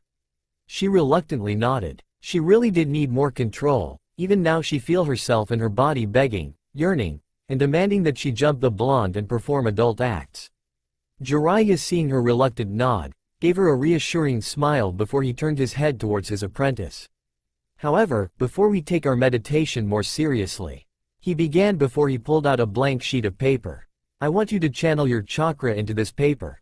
But I thought we already knew what my chakra nature was. Naruto interrupted. Jiraiya gave Naruto a glare for interrupting him, however he shivered when he felt another glare on him. He glanced towards Shiroi only to see her giving him a blank look while her mouth was set into a frown. Though her face was set into a blank expression, Jiraiya could feel the dark glare she was sending him. He quickly gave Naruto a soft look, and immediately he felt the glare get off him. He inwardly sighed in relief. Sometimes that girl was too possessive over the blonde. Yes, Naruto, your chakra nature is wind. However, this is a different sheet of paper. This will tell us your second chakra nature. Naruto held a confused expression on his face. Jiraiya sighed before he began his explanation. You didn't think shinobi had one chakra affinity, did you? Most jonin have a second affinity. Some, if they are lucky, have three, but that's mostly Kekkei Genkai users. Naruto made an "oh" in understanding, before he silently took the paper, channeled his chakra into it. The paper took a moment before it suddenly became soaked with water. Well, wind and water, huh? Interesting combination. Jiraiya softly muttered. Well, work on your second affinity during meditation. You'll just create some clones while you and Shiroi meditate with me, he said. Naruto quickly created some clones, and had them perform some water exercises a fair distance away before he sat back down, with Shiroi already sitting right next to him. Jiraiya inwardly smirked. Though Shiroi may be a bit too possessive, but in a way it was probably a new experience for Naruto. Jiraiya could tell that Shiroi would give Naruto extra attention. It was good for Naruto. It proved how much Shiroi loved Naruto. Shaking himself of such thoughts, he quickly instructed them on the best method of meditation. The trio then closed their eyes and breathed in and out. Soon they entered a state of self-awareness, and the only thing that can be heard was their soft breathing. Shiroi opened her eyes to see herself in the same sewer she was in when she saw Naruto's memories. She looked around in confusion. Just what was she doing here? She felt a pull, and suddenly she began to gently float off the ground, and moved towards one of the darkest areas of Naruto's mind. Several moments later, she entered a massive room. However, what caught her attention was the giant cage with the kanji for seal on the what seemed to be the lock for the cage. Slowly a pair of crimson-red eyes with slitted pupils opened. Her breath hitched in her throat. She was in the presence of Kyuubi, she whispered. The Kyuubi eyed her for a moment before his demonic voice echoed in the area. Do you know why I called you here, girl? He softly growled. Shiroi dumbly shook her head. All she could think about was why she was here in the first place. Kyuubi seemed to sense her thoughts as he spoke. The last time you were in here, I made it so that I could call upon you in here whenever I pleased. The nine-tailed beast explained. Shiroi gulped. That answers that. Why, did you call me here? She asked. Kyuubi lowered his head until he was at eye level with Shiroi. I find myself curious about something, so I decided to indulge in my curiosity, he answered. Seeing Shiroi waiting for further explanation, he continued. You see, you found out about me being inside Naruto a good while, yet your attitude towards him hasn't changed at all. If anything, you seem to love him more. Why is that? He asked. Shiroi smiled softly. Why wouldn't I love him? Naruto is such a great person, though he may have his moments of stupidity at times. Kyuubi snorted, which Shiroi glared at him for. He is different from any other person in the world. His smile is enough to brighten anyone's day. He is truly one of a kind. And I will love him eternally. I will accept all of him, even you. She finished. Kyuubi rose an eyebrow. And what of those who hurt him before, and those who are hunting him, and others like him? As soon as Kyuubi finished that sentence, Shiroi's aura of darkness and malice suddenly burst from her form. She slowly lifted her head, and her eyes were menacingly glowing pink, while the slits in her eyes began to get thinner and more demonic. Her eyes held such malice and burning white-hot rage that Kyuubi actually a shiver of small fear run through his spine. No, it wasn't fear. It was It was caution. Caution, I tell you. Kyuubi wasn't afraid of anything. It took a while for Shiroi to answer his question, but when she did her voice was so cold and held so much malice that it would have frozen hell over. I will make them suffer. I will show them true suffering, and when they are on their knees begging, pleading, crying, and broken beyond comprehension. Only then will I kill them. Only then will I end their suffering. Whether they be friend, ally, or enemy. Anyone who harms my Naruto shall receive no mercy, she menacingly said. Kyuubi was not only stunned by her words, but he was also shocked by her aura. In the entire time she had been around Naruto, he could never get an accurate measure of her power. But now, as of this very moment, he truly knows just how strong she was now. She was just as powerful as the Gobi, however it was the way her aura felt that stunned Kyuubi. Not only was it more malicious and ominous than his own, her aura was almost darker than. No, her aura was darker than Uchiha Madara's. Uchiha Madara is the only other being who had an aura darker than himself. But this girl, her aura was darker than anything he ever felt before. Kyuubi shivered slightly. Though she wasn't as powerful as himself, the way her aura felt was enough to intimidate him. And he wasn't afraid, damn you. Kyuubi knew one thing, however. He pitied the poor fools who would incur Shiroi's wrath. Just looking into her eyes, he could tell she wouldn't even blink if she were to massacre an entire village if it meant to protect Naruto. Something tells me that if I try to possess Naruto's body so that I could break out of this seal, it would end badly for me, he thought. Suddenly, just like that, Shiroi's dark aura just disappeared as if it were never there. And she gave Kyuubi a fanged grin. Is that all you wanted to see me for? Kyuubi-san, she said in a polite manner. Kyuubi's sweat dropped. Was she bipolar?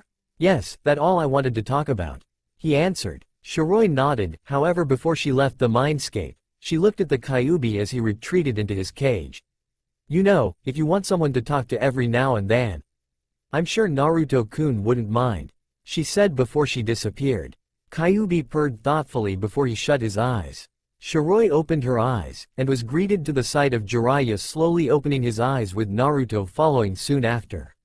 Well, how did your meditation go? Jiraiya asked, standing up. Naruto grinned. It's a lot more relaxing than I thought it would be, Ero-sensei, he answered. Both Naruto and Jiraiya turned towards Shiroi intent on receiving her answer as well. Shiroi merely gave them a fanged grin. It was very fun, she vaguely answered. Naruto looked curious, while Jiraiya shrugged in a non-caring manner. Well, I don't know about you two, but I'm starving, Jiraiya shouted, pumping his fist in the air. Oh, let's have some ramen, Naruto excitedly shouted. What? No way. We had ramen a month ago, Jiraiya argued. Yeah, that was a whole month ago, Ero-sensei, Naruto responded back. Shiroi gave an amused smile, before she mocked sighed in irritation. Might I suggest that we purchase Naruto ramen, while you purchase what you want to eat? She suggested. But the money we'll spend. Jiraiya began looking like he was gonna have a heart attack. Don't be so cheap, Ero-gigi. Shiroi smirked. Ramen, ramen, ramen, Naruto excitedly yelled before he ran off into town. Jiraiya cried anime tears at the thought of spending so much money, before he followed his student's example and slowly trekked into town. Shiroi giggled, before she followed them into town at a leisurely pace. Maybe she could talk Naruto into letting her suck some blood as a snack? She grinned at the thought, and she suddenly began to stalk into the town much like a predatory. Her only thought as she entered the town was, where are you, Naruto-kun? Her eyes gained a feral gleam as she caught the sight of Naruto's robed and hooded figure. She silently chuckled. It was so fun being with Naruto. The past month went by exactly as Jiraiya expected. The meditation for Naruto worked wonders. Before, Naruto had always been one who lost control of his emotions nearly constantly. Now, however, the blonde was no longer the loud and brash boy he was. He was now calm and always in control of his emotions. It takes quite a lot to get Naruto to react in a violent and brash way.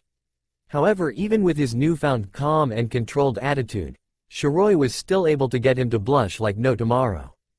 Jiraiya suspected it was because Naruto still held his virginity. You would think that, wouldn't you, Jiraiya? And his training with the water element wasn't progressing very well, seeing as Naruto was paying too much attention to meditation. Jiraiya advised Naruto to train in his second affinity more often. But Naruto, being as stubborn as he is, said he would focus on it when he wanted. Of course Shiroi didn't agree with Naruto this time, and so she forced Naruto to train more in his second affinity.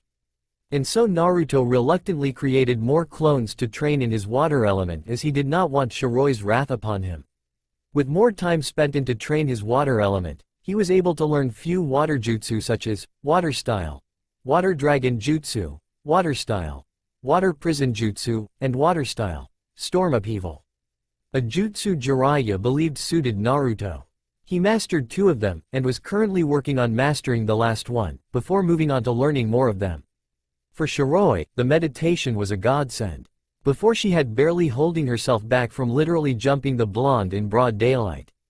Now however, she could safely say her lust for the blonde had been somewhat sedated. However, that didn't stop her from lusting after the blonde. Occasionally when Naruto wasn't looking, she would give him a feral look of lust. Jiraiya obviously noticed, but never said anything. However, Jiraiya had 1 week left before he had to summon Fukasaku, so he was trying to decide on what to do. He had an entire week, what would he do? Wait, maybe it was time to tell Naruto about his family. No, not the Yondaime, he was planning on telling Naruto after Senjutsu training. He was talking about the Uzumaki clan. Who knows? Maybe they could pay a visit to the ruins of Uzu. It was definitely worth a try. He got up and headed towards Naruto's chakra signature.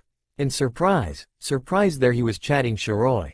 He sighed, as he sat down, and gave them both a serious expression.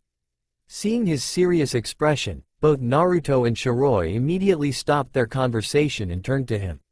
For several minutes there was a tense silence before Naruto was the first to speak. "Ero-sensei, what's wrong?" Jiraiya sighed deeply. "Naruto, I have not been entirely honest with you," he answered. Naruto and Shiroi exchanged glances before Shiroi spoke.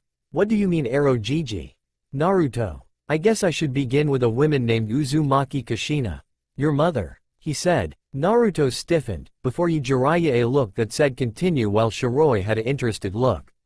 "Your mother was a part of the Uzumaki clan of Uzugakure. Not only was she a part of the clan, she was also the heiress of the clan. The Uzumaki clan were allied to Kana since the beginning of shinobi villages." He began. The Shodem Hokage had a wife in Uzumaki Mito, Kushina's aunt. The Uzumaki clan was one of the most feared clans in the entire world. Because of their sealing methods. No one could match their seals. Even the Uchiha clan were cautious of making enemies with the Uzumakis. Seeing Naruto strangely keep his mouth shut, Jiraiya continued. "The symbol on the back of the jackets that Konoha has is a symbol of friendship between the 2 villages. During the Third Shinobi War, in a combined effort, Iwa, Kumo, and joined together to destroy and ravage the entire village, and the Uzumaki clan were scattered across the elemental nations. Your mother had already been in Konoha at the time. However, that's a story for another time." Seeing Naruto about to open his mouth, Jiraiya quickly continued. "The reason I'm telling you this is because I'm planning on making a trip to Uzu, and since that is where your family's home is located, I thought you and Shiroi would like to come. Who knows, you might find something useful there," he finished. Naruto was silent for several minutes, before he nodded his head. Shiroi nodded her head as well, wanting to see the home of Naruto's family. Jiraiya smiled, stood up, and began sealing his equipment into his scroll, followed by Shiroi and Naruto. "Let's get moving then. Uzu is in the land of water. It'll take us at least 3 days to get there at full speed," he said. Both Naruto and Shiroi nodded, and the trio instantly disappeared in a burst of speed, leaving behind a trail of dust. As Jiraiya said, it had taken them 3 days to reach Uzu at full speed. The journey was interesting enough. A couple bandits tried to foolishly rob them. However, they made short work of them. When they took a short break in a town, they learned that the bandits were somewhat bothering the townspeople. So they took great pleasure in knowing they helped the town. When they were getting ready to leave, however, Jiraiya noticed one thing. He couldn't find Naruto. Shiroi immediately raged at claiming how he could lose his student and her lover. However, before things could escalate any further, Naruto mysteriously appeared behind and asked what was wrong. They quickly explained that thought they lost. Naruto rose an eyebrow before he said he was just standing by that fruit vendor over there. He quickly moved over to the fruit vendor again. And to both Jiraiya's and Shiroi's shock, it seemed as if Naruto melted into the crowd. It was as if he were never there to begin with. In fact, if Shiroi didn't have Naruto's scent, and if Jiraiya didn't channel chakra into his eyes for better vision, they would have completely lost sight of Naruto. When Naruto emerged from the crowd, Jiraiya immediately hounded him on how he was able to do that. Though Naruto said he didn't know how he did, just that he just did. Like instinct, Jiraiya immediately claimed it was a valuable spying technique, since if you were able to become one with the crowd like that, then you could easily eavesdrop on various conversations. Shiroi dubbed it as perfect blending. The Kyuubi was inwardly snickering, seeing as that was another skill that the ancient Uzumaki used, but was a lost art after the clan wars began. Though since they were heading towards Uzugakure, Kyuubi couldn't help but wonder if Naruto would find that sword. The only sword possibly stronger than Orochimaru's Kusanagi, and said to be able to harm a Biju. If he did find that sword, Kyuubi knew that Naruto would be both feared and respected by many swordsmen. That pleased the Kyuubi, as his container would be famous for even having the blade in his possession. After several stops on a few towns, mainly because Jiraiya wanted to peep on some hot springs, but Shiroi threatened to castrate him if he did. They finally found themselves in front of the main gate of Uzumaki. Naruto looked at the gate with anticipation and uncertainty. Shiroi gently took his hand, and gave him a reassuring smile, while Jiraiya clasped his hand on Naruto's shoulder, silently giving him support. Naruto gave them both a thankful smile, before he touched that gate. And a blood seal that was on the gate glowed brightly before it dulled, and the gate opened on its own, allowing them entrance. Old decaying buildings, deserted streets, eerily silent buildings. The wind blew slightly, even the wind seemed devoid of life, as if time had worked its way into even the wind.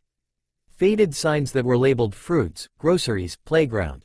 They were various signs, all either burned, faded, or torn apart.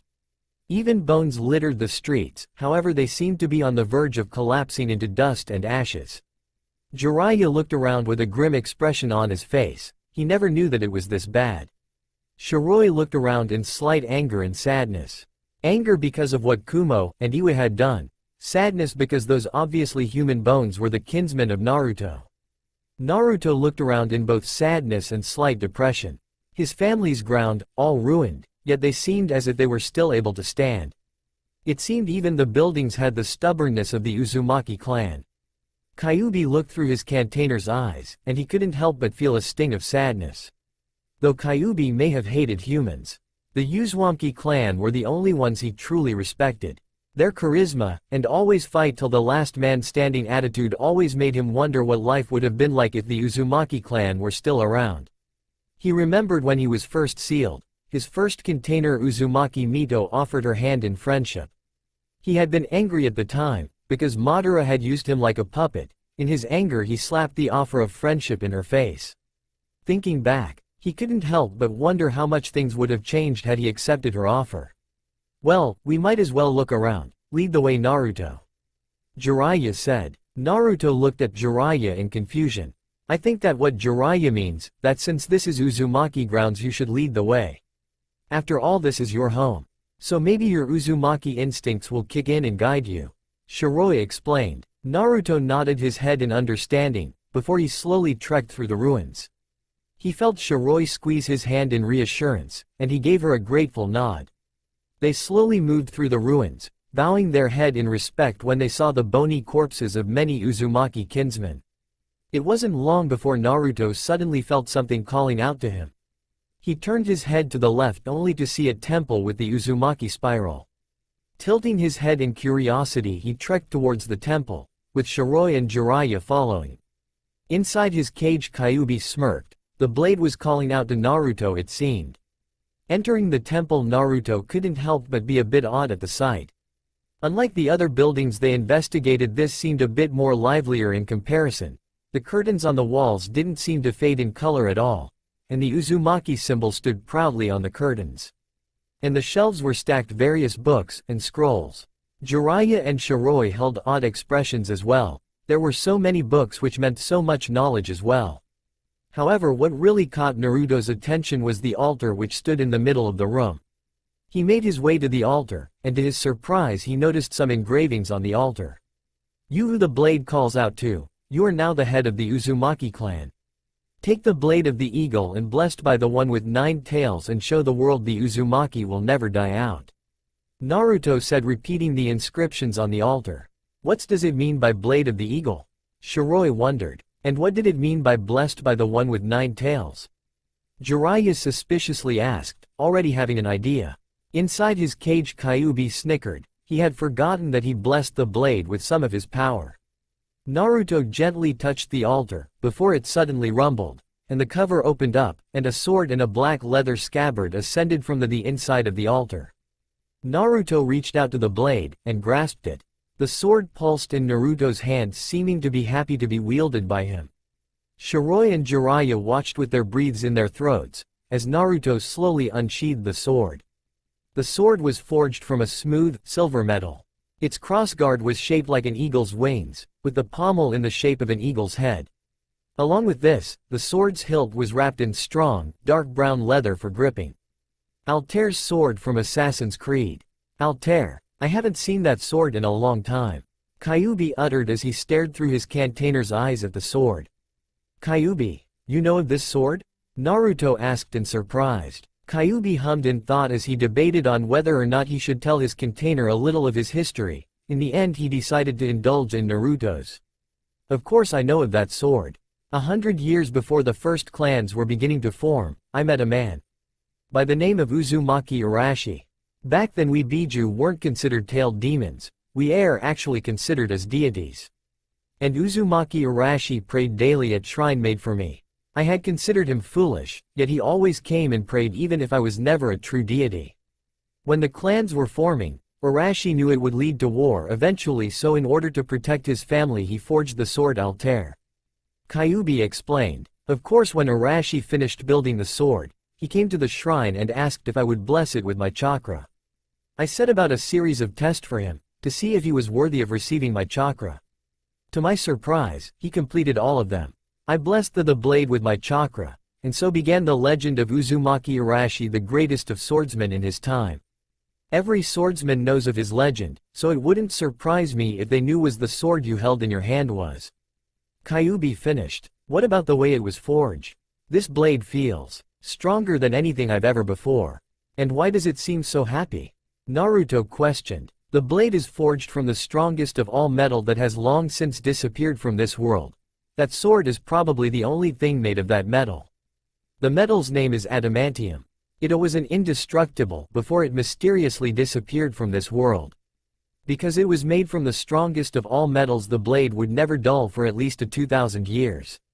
And since I blessed the blade with my chakra, Kyuubi trailed off. The blade will never rust, dull, or succumb to the aging process of time. Naruto realized. Kyuubi nodded in a pleased manner. That's right, and as for why the blade seems happy, well, I may have given it a little sentience when I blessed it with my chakra. What do you mean? The blonde-haired Uzumaki asked. I mean that the sword, despite having a little sentience, won't have a true mind to be able to contact you. However, it will display some type of sentience now and then. Such as whenever you're training with it, it will telepathically teach you how to wield by communicating with you through your instincts. Another example would be that it won't let anyone but you pick it up. And a final example would that if you try to seal it in a scroll, it will send a pulse wave of sadness. Just see what I mean, and tell if it would like to be sealed. Kyuubi first explained, then ordered at the end. Okay? Naruto thought, not really seeing what Kyuubi meant. So, Altair, would you like to be sealed in a scroll? Naruto asked, feeling stupid about asking a sword a question. Altair pulsed in sadness inside Naruto's hand. Naruto's eyes widened slightly. The sword. No, Altair was truly somewhat alive.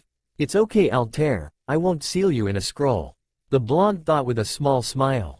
Altair pulsed in happiness at his new wielder's statement. Naruto gently placed Altair back in his sheath before he set him into his belt, and left him hanging there by his side. Altair pulsed in contentment as he was by his new wielder's side. Kyuubi, thank you for explaining to me about Altair. If you didn't, I probably would have sealed him in a scroll. Naruto thought. Don't misunderstand me, Naruto. I only assisted you because I was bored. That, and I was really getting tired of hearing the water running in piece of shit sewer you call a mind, seriously. I've known rats with better minds than this, so that does that say about you? Kyuubi grinned. Naruto's eyebrow twitched in irritation, and he sighed. Yep, nothing's changed with the Kyuubi. Hey Earth to Naruto. You there? Jiraiya shouted as he flicked Naruto in the forehead. He immediately felt Shiroi's piercing glare, but he ignored it. Though he did shiver a bit. You didn't have to flick my forehead, Ero-sensei. Naruto shouted as he held his forehead. I've been calling you for about 5 minutes, Gaki. And only just now you acknowledge me. Jiraiya shouted. Naruto gave Jiraiya an annoyed look, before he quickly explained his conversation with the Kyuubi. The reaction varied. Jiraiya looked both shocked and amazed. To think that such a long time ago the Biju were considered deities. It was truly something that no one in this current time knew of. And the sword. He had heard of the legendary blade Altair, however to see the blade that surpasses the Kusanagi and said to be able to harm Biju is truly amazing. And to think that the Kyuubi had a hand in creating the blade, truly fascinating. Shiroi meanwhile had an interested and happy look on her face. Interest because of the things that sword must have seen over the many years. And happiness because the blade couldn't be used against Naruto. After all, if it truly is a somewhat sentient weapon, then that meant it wouldn't allow anyone but Naruto to wield it. The mere thought of some bastard using Altair against her blonde lover pissed her off. Royally. So, what are we gonna do now, Ero-sensei? Naruto asked as he patted Altair's pummel like a pet. Altair pulsed in irritation as his wielder's actions. Naruto mentally grinned at that. Well, stay here in Uzu, until it's time to summon Pa. It'll give us time to rest and whatnot, Jiraiya shrugged. Naruto nodded, before he began to unsheath Altair. It'll give me time to train with Altair. Naruto said before he went off to find a perfect clearing. Shiroi, with nothing better to do, simply followed Naruto to watch him train. Jiraiya blinked once, twice, and a third time. Why does it feel like I was forgotten? He grumbled, before he followed his student. The last few days had been quite interesting during their stay in an Uzugakure. Jiraiya being bored, what with no hot springs around to do some PR research for his books, opted to just wander around the village. A mistake on his part, seeing as the places he entered were extremely booby-trapped. And by extremely, I mean the type of traps that will literally having you shit bricks. Jiraiya still couldn't believe he was nearly crushed by stone head carving of a bird. He immediately returned to their campsite after he was nearly robbed of his manhood, because of the classic arrows shooting out of walls trap. Only problem was they aimed too close to his manhood. He decided to never, ever wander around the village again. Shiroi, after hearing what happened to Jiraiya, laughed hysterically, before she calmed down and decided to stick near Naruto since it seemed the village wasn't trying to kill him. Plus it gave her an excuse to not leave her blonde lover's side. With Naruto, he decided he was going to somewhat train with Altair without clones. He wanted to accomplish this self-given task on his own, without help from his clones. So he trained with the blade. However, Kyuubi was right, Altair was training him. Even though Altair couldn't speak, the blade had been teaching Naruto through Naruto's instincts. That surprised Naruto, but he was glad Altair was helping him. And after those several days, Naruto could safely say he was at least low-level Chunin in Kenjutsu. Also, Naruto treated the blade with great care, always cleaning it when it had even the slightest smudge of dirt on it after training. Altair pulsed in happiness at that. But finally the day has finally arrived. The day where Naruto would be judged to see if he was worthy to learn Senjutsu. Today where Fukasaku would be summoned. Are you ready, Naruto? Jiraiya asked, as he gave his apprentice a blank stare. Naruto held a determined expression as he nodded his head. Shiroi held a slightly disheartened look, not that Jiraiya could blame her. After all, today was the day where he would summon Fukasaku to judge Naruto worthy of being a Toad Sage. Shiroi kept her eyes on the floor. Truthfully, she didn't want Naruto to leave her. She wanted to be near him, to feel his love, to feel his warmth, to hear his voice, to keep his scent, to look into those beautiful blue eyes of his. She wanted Naruto with her. But she didn't want to seem selfish, she didn't want Naruto to lose out on becoming stronger just for her. Jiraiya inwardly sighed and thought. Now was the perfect time to not only have Fukasaku test Naruto, this was the perfect opportunity to ask Fukasaku to see if Shiroi could come to Mount Myoboku. Naruto, having noticed Shiroi's disheartened form, looked at her in concern. Shiroi-chan, are you alright? Shiroi quickly looked up at Naruto and gave him a bright smile, that Naruto could instantly tell was fake. "I'm fine, Naruto-kun," she said, masking her depressed tone with a bright voice. Naruto looked like he didn't believe her, and was going to question her again. But he couldn't get a word out as Jiraiya suddenly claimed it was time to summon the Fukasaku. With Naruto's confirmation that he was ready, Jiraiya quickly summoned the Elder Toad Fukasaku. A small puff of smoke signaled Fukasaku's arrival, and as the smoke cleared, Shiroi and Naruto were finally able to see the esteemed Elder Toad. Yar Jiraiya-chan. Is this the young lad you told me about?" Fukasaku asked as soon as he laid eyes upon Naruto's form. He had to admit, the blonde seemed impressive, he especially liked the robes he was wearing. And the resemblance to Minato was uncanny as well. "You know Naruto-chan, you look an awful lot like the Yondaime," Fukasaku stated, watching Naruto intently. Naruto blinked, before blushed in an embarrassed manner. "Why, you really think so?" he stuttered with an embarrassed grin. The Yondaime was always his idol. To hear that he resembled the Yondaime both pleased and embarrassed him somewhat. Fukasaku's eyes only slightly widened, before he gave Jiraiya a pointed look. "Naruto-chan, Shiroi-chan. Why don't the two of you go outside and talk if you want? I want to speak with Jiraiya-chan for a few minutes," Fukasaku asked. "But, what about my judgment test?" Naruto hesitantly questioned. Fukasaku gave Naruto a warm smile. "They say that the eyes are a window to a person's soul, Naruto-chan. The second I looked in your eyes, I knew you were worthy. Now run along, I must ask Jiraiya something very important." Naruto nodded at Fukasaku before he turned to Shiroi, only to find her gone. He heard the door close, and he was instantly outside the ruins the temple they were in and stepped outside to the ruins of Uzushiogakure. Fukasaku, now sure that Naruto was gone, gave Jiraiya a stern look that demanded an explanation. "Jiraiya-chan, why is it that Naruto-chan doesn't know that Minato-chan is his father?" The look on his face wasn't someone who knew of his father, it was the look of someone who was admiring their hero. Fukasaku stated. Jiraiya hesitated slightly. "He isn't ready yet, Pa," Jiraiya uncertainly said. Fukasaku gave Jiraiya an unbelieving look. "Isn't ready, Jiraiya-chan?" he began in a perplexed manner. "Jiraiya-chan, I saw the boy's eyes. He matured greatly in the months you had him. Not only has he gotten much calmer from what you've told me, he is also much more kind-hearted than anyone I've ever seen. I don't even think it's possible for Naruto-chan to hate someone completely. The real reason you're not telling him is because you're afraid he'll hate you.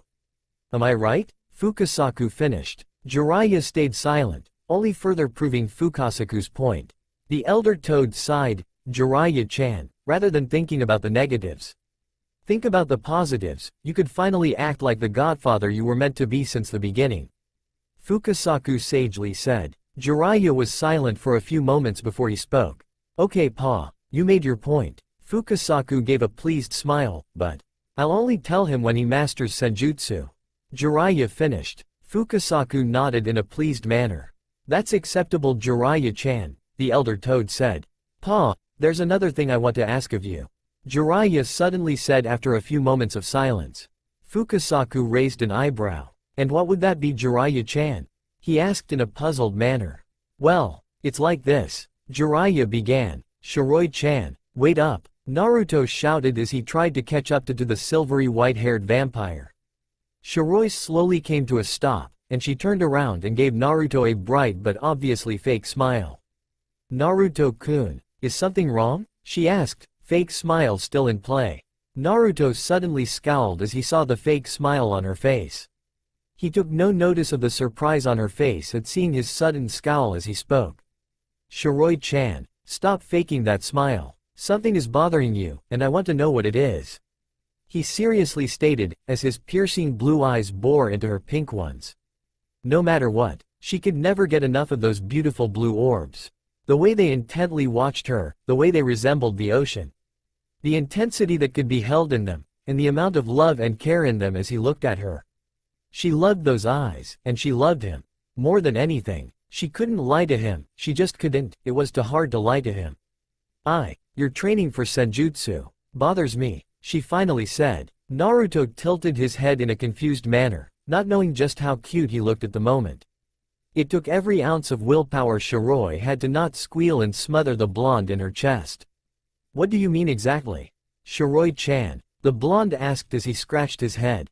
Shiroi sighed inwardly. Despite Naruto's outstanding progress, he was still a bit dense. That was something she had to rectify when he turned 14. The thought of what she would do to him when he finally turned 14 made her inwardly grin in anticipation. A feral and predatory gleam entered her eyes for a moment. It was there for only a moment but then faded so quickly that Naruto thought he imagined it. What I mean is that this training will separate us for an unknown amount of time. And I don't want to be separated from you, Naruto-kun. Shiroi explained with a downcast expression. It was selfish, she knew, but was it so wrong for her to want the blonde and his time all to herself? Shiroi-chan, you're being a little bit of an idiot, don't you think? Naruto said. Shiroi's head snapped up towards him, and she was prepared to demand what he meant when she saw the warm and loving smile he was giving her. She blushed as he smiled at her at that way. His smile as well, oh, his brightening and wonderful smile warmed and melted her heart with love and affection for the blonde when he smiled at her that way. Shiroi-chan, we'll ask if you're allowed to come with us to Mount Myoboku. And if not, well, I will not accept senjutsu training if you're not there. He finished, as he looked warmly at her. Altair pulsed in agreement at Naruto's side. Shiroi merely stared at Naruto in shock. He would give up learning something so valuable. For her? Her heart warmed even more at his words. She loved him so much right now. But she couldn't and wouldn't let him lose this training because of her own selfishness. Naruto-kun, I can't let you give up something so important and powerful just for me. She said, don't, Shiroi-chan, even if I don't learn senjutsu, I still have the scrolls of jutsu I found while in our stay in Uzu. I'm especially interested in learning the water style, Water Phoenix. The blonde said. During their stay in Uzu Shiogakure, Naruto found several scrolls of the Uzumaki clan. A few possessed knowledge of sealing, which Naruto took to like a fish to water, seeing as his kinsmen were sealing masters. So it's only natural that he as well become a prodigy at sealing. A few even had some jutsu, however he couldn't use some of them, but he decided to keep them. After they were his family's, so it's only right that he take them to keep them safe. There were few wind-based jutsu that he found, but not that much, seeing as wind was a rare element even in Uzu. However, there seemed to be dozens of water jutsu, so Naruto assumed that water users were everywhere in Uzu. Apparently the water style, Water Phoenix, was a jutsu somewhat similar to the water style, Water Dragon. Only this one creates a phoenix made entirely of water. It was a signature and one of their most powerful jutsu the Uzumaki clan had. Naruto honestly could not wait to learn the technique. It would prove to be a truly valuable and useful jutsu. Getting back on track, Shiroi however still did not want Naruto to give up senjutsu just for her, which was why she opened her mouth to argue with Naruto once more. I don't care, Naruto-kun, I cannot, would not, and will not let you lose such an opportunity simply because of my own selfishness. She was interrupted however as Naruto, having enough of her arguing, decided to shut her up the only way he knew how. By softly pushing his lips against hers, capturing her a sweet and loving kiss. Shiroi's eyes widened for a moment before her eyes became half-lidded, as she returned the kiss. Parting their kiss, Naruto gave Shiroi a bright smile that instantly seemed to make the sun shine brighter. Shiroi-chan, either they let you come with us so I can use senjutsu, or I will simply refuse to learn at all, he said. Altair once again pulsed in agreement. As long as his wielder was happy, it was happy. Inside his cage, Kyuubi hummed in a somewhat disinterested manner.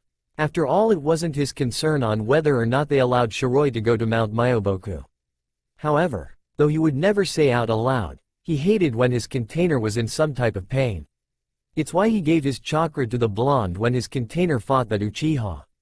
He had watched over Naruto since he was born. Dare he say it? He actually saw the boy as the type of son he never had. Not that he actually cared or anything. It was instinct. Yes, that was the word he was looking for. Yeah, instinct. He was the king of the Biju. And goddammit, if his container wasn't strong, then he would be seen as weak. That's the only reason he cared. With that last thought, Kyuubi went deeper into his cage to rest. And maybe find some blackmail material of his container, to use later. He grinned in anticipation at what he might find. Are you sure about this, Naruto-kun?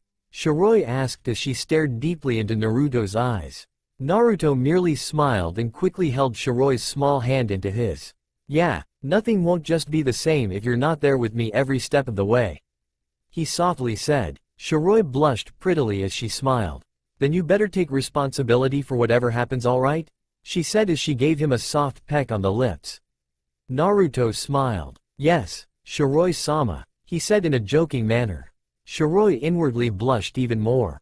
She idly wondered if she could get him to say that when she bed him.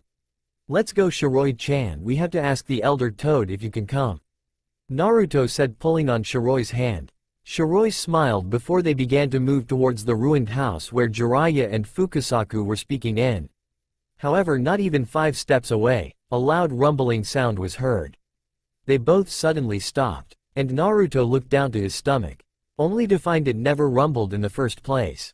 Hesitantly he turned his gaze to Shiroi, only to find her blushing cutely in embarrassment as she tried to keep her head held high in dignity. Shiroi-chan, was that? Naruto trailed off. Nonsense. I am a lady, and it is not proper if a lady's stomach rumbled like duh. She couldn't finish, however, as her stomach decided to make itself known by once again rumbling. Basically it was saying, fuck you, I want some damn food. That's what her stomach would have said if it could talk. She held her head down in embarrassment and she repeatedly cursed her stomach over and over again. Naruto chuckled in an amused manner, before he craned his neck out. Here you go, Shiroi-chan, he said, not at all bothered that he offered his neck to a vampire. Shiroi wasted no time in almost immediately latching onto his neck as she began drinking his blood with a content moan. And for Naruto, just like all the other times Shiroi drank his blood, only felt a dull pain before it faded. He absently stroked her silvery white hair, and idly caught a whiff of her smell. He blushed when he felt her lick his neck in an effort to get more blood, it seemed. He smiled as he continued to stroke Shiroi's hair. She was his most precious person, he would love and protect her from anything. Not even the mighty Kyuubi himself could stop him from loving and protecting her. Inside his cage, Kyuubi scoffed in a somewhat arrogant manner. There was no way the brat could best him. He was the mightiest of the 9 Biju. His sheer greatness and power made others tremble and soil themselves in fear. He was the king of the 9 most deadliest beings in history. He was the almighty Kyuubi-sama. Having made his point to himself, he placed his head back on his paws and continued to watch through his kit's containers' eyes. It was good to be king. And that's the entire story, Pa. Jiraiya finished. He had just finished explaining the entire situation about Shiroi, her vampire nature. How he noticed her depressed state when she learned Naruto would be learning senjutsu, and as such won't be able to be with each other for an unknown amount of time. The Elder Toad merely stayed silent. Though at first he had been shocked by her being a vampire, but he got over it. And instead found himself interested in their relationship. The way Jiraiya made it sound, it seemed they were really close. Up to the point where they would immediately relax in each other's presence. It made the small Elder Toad smile.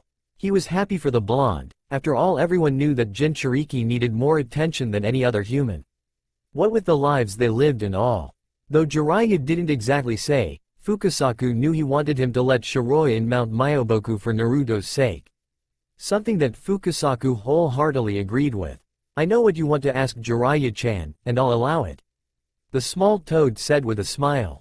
Jiraiya beamed towards the Elder Toad, happy that his apprentice wouldn't be alone while he traveled the nations checking on his spy network, and possibly gather whatever data on Akatsuki.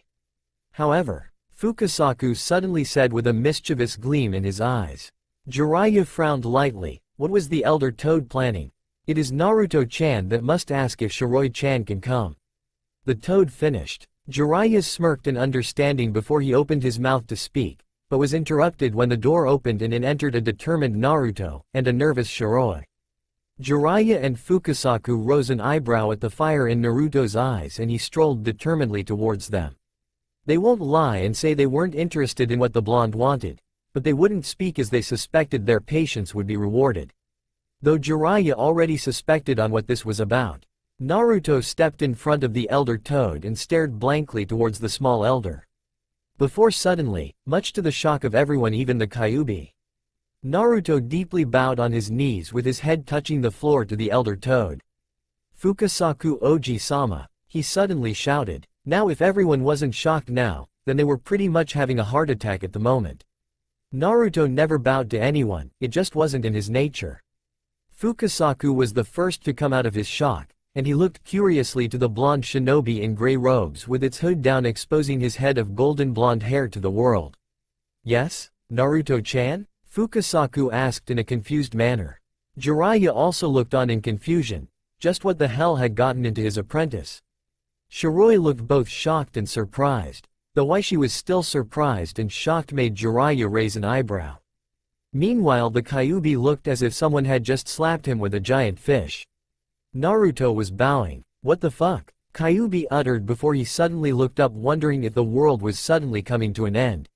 Sighing in relief that the world wasn't ending, Kyuubi placed his paw on his furred chest. Nearly had a heart attack, he muttered before he focused his attention on the events happening through his container's eyes. Fukasaku Oji-sama, I humbly request that Shiroi be allowed to come to Mount Myoboku as a visitor, until my senjutsu training is complete. Naruto said with his head still bowed. Shiroi's heart trembled with love and affection for the blonde. He was doing all of this for her. He truly was a gift from Kami. A gift that was meant to be protected and loved since the beginning. Many dark thoughts flew through her head as she thought of Konoha. Those worthless and pathetic humans dared to abuse him because of their own anger and misguided hatred. She hated them, she wanted them all to die, for all of them to suffer in the deepest pits of hell and forever burn for eternity. So many ways to kill everyone in that pathetic and hypocritical village. So many dark, sadistic and horrifying torture methods she could perform. She knew of torture methods so cruel and so inhumane that it would make even Uchiha Madara shiver and whimper in fear. A growl almost escaped her throat as she thought of Konoha, but she held it in. She couldn't destroy Konoha for one simple reason. Naruto still wanted to protect it. Despite all the abuse and mistreatment the blonde received, he still wanted to protect the village. As such, she would remain neutral to the village. She wouldn't try to kill them. However, she never said anything about giving them her evil eye. She inwardly gave a wicked grin, and her eyes glowed a menacing pink for a single moment.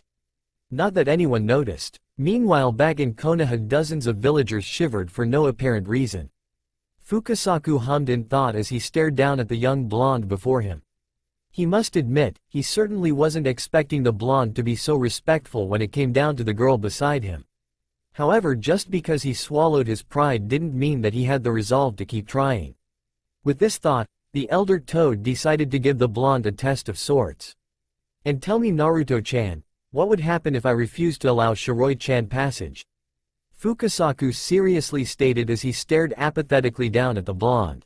Naruto slowly looked up, to give the elder toad a determined and passionate look in his eyes. Then I will refuse to accept any senjutsu training of any kind, Naruto declared in a dead serious voice. There was only dead silence after that. Jiraiya stared blankly towards the blonde, before he finally registered what he said. And his eyes widened to the size of dinner plates. Naruto, you can't be serious. You would abandon senjutsu. All just for her? Jiraiya thought as he glanced at Shiroi to see her with a nervous expression as she waited for Fukasaku's answer. Fukasaku gaped at Naruto for a moment, before he gave a small smile. Yar Naruto-chan, that was a test, and you passed with flying colors.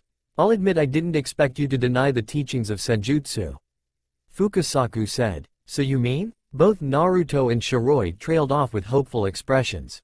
Yes, Shiroi-chan can come to Mount Myoboku as well, said the old toad. As soon as that sentence was uttered, bright smiles immediately erupted from Shiroi and Naruto's faces. Suddenly Shiroi lunged and she buried her face into Naruto's neck. Thank you, Oji-sama, Naruto gratefully said, using Fukasaku's new title. Jiraiya gave a happy grin at seeing his student so happy. Seeing Naruto so happy made his heart warm up at the sight. He felt a sense of pride and contentment at his godson's answer to Fukasaku's test, and contentment that he was so happy. Truly, Naruto was a gem that comes to this world once every 1,000 years. Now then, Naruto-chan, Shiroi-chan, I suggest getting all of your baggage packed. We're going to be staying in Mount Myoboku for quite a while. The elder Toad advised. Both Naruto and Shiroi nodded before they quickly moved to another room to pack their things. Once they were gone, Jiraiya spoke. So what do you think of him, Pa? Fukasaku hummed for a moment before he smiled. That boy will be a legend, Jiraiya-chan. And his heart is the purest and most kindest of hearts I have ever seen in my life. He confidently declared. Yeah, Jiraiya began. Naruto is a great kid. He finished. A poof of smoke declared the arrival of Jiraiya, Naruto, Shiroi, and Fukasaku as they arrived in Mount Myoboku. Wow, this place this awesome, Naruto shouted as he removed his hood. Shiroi looked around with childish wonder and amazement as he looked around Mount Myoboku. This was the home of the Toads? This place looked awesome. Fukasaku gave them toadish grin at the amazement on their faces. Jiraiya chuckled before he gave Fukasaku a nod. Fukasaku returned the nod, before the perverted sage disappeared in a puff of smoke. Hey, where did Ero-sensei go? Naruto asked. You didn't think Jiraiya-chan would remain here, did you, Naruto-chan? Just because he wanted to see your training doesn't mean he can. He still has his spy network to think about after all. Fukasaku explained. Oh right, Naruto muttered, a little disheartened that Jiraiya wouldn't be there but understanding his situation. He felt a hand gently grasp his own, and he gave Shiroi a grateful smile. Aniki! A loud voice shouted. The trio turned their heads to the direction of the shout, only to see Gamabunta's son hopping towards them. Holy shit, you got huge Gamakichi! Naruto exclaimed with a bright smile on his face. Shiroi gave a strained smile at the sight of a giant toad hopping towards a human and calling him Aniki. It was fucking creepy, man. Aniki, how you been? Gamakichi asked as when he was in front of the blonde sage in training. Naruto gave a grin. I've been great, Gamakichi. He said before his eyes brightened. Gamakichi, I want you to meet my girlfriend Shiroi-chan. He said, introducing the two. Gamakichi stared at Shiroi for a moment before he held out a webbed hand. Nice to meet ya, he exclaimed with a smile. Shiroi gave a nervous laugh as she took Gamakichi's hand and shook it. Seriously, she was greeting a oversized toad. She only had one thought to sum this all up. What the fuck? She thought. This was gonna be long training session for Senjutsu, she decided. Feeling a presence behind, she turned around. Only to come to face with another man-sized toad. She stared blankly at the toad, only for it to give her a somewhat dopey look. You have any snacks? The toad asked with the dopey expression still on his face. Shiroi blinked once, twice, thrice, and a fourth time. Before she shook her head no. The toad, seeing her shake her head no, turned towards Naruto. Do you have any snacks? He asked. Naruto chuckled in amusement, before he brought out a pouch. He opened the pouch, revealing dozens of sweets in it. You're lucky I was thinking of you when I brought this Gamatotsu. Naruto said, amusement deep in his voice. Gamatotsu gave a wide smile as he began to devour the sweets. Gamakichi shook his head exasperation. Aniki, you shouldn't give him snacks seriously. You're only encouraging him, he said, though there was only amusement in his tone. Naruto chuckled. Relax, Kichi. It's not like the world's gonna end if I keep giving him treats. The blonde said. Shiroi giggled, for some reason she found highly amusing. These toads treated Naruto like they were family, as such they were family to her. It was a simple concept to understand. She loved Naruto more than anything, so it would make sense that she would be kind to those that were kind to Naruto and whom Naruto considers family. M.A. Get out here and greet Naruto_chan. Fukasaku suddenly shouted. Everyone became silent at Fukasaku's shout. Naruto tilted his head in confusion, while Shiroi simply rose an elegant eyebrow, who was Ma.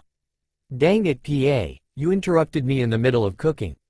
Another toad the same size as Fukasaku exclaimed as she came into view. Shout your trap, MA, and say hi to Naruto-chan and his girlfriend.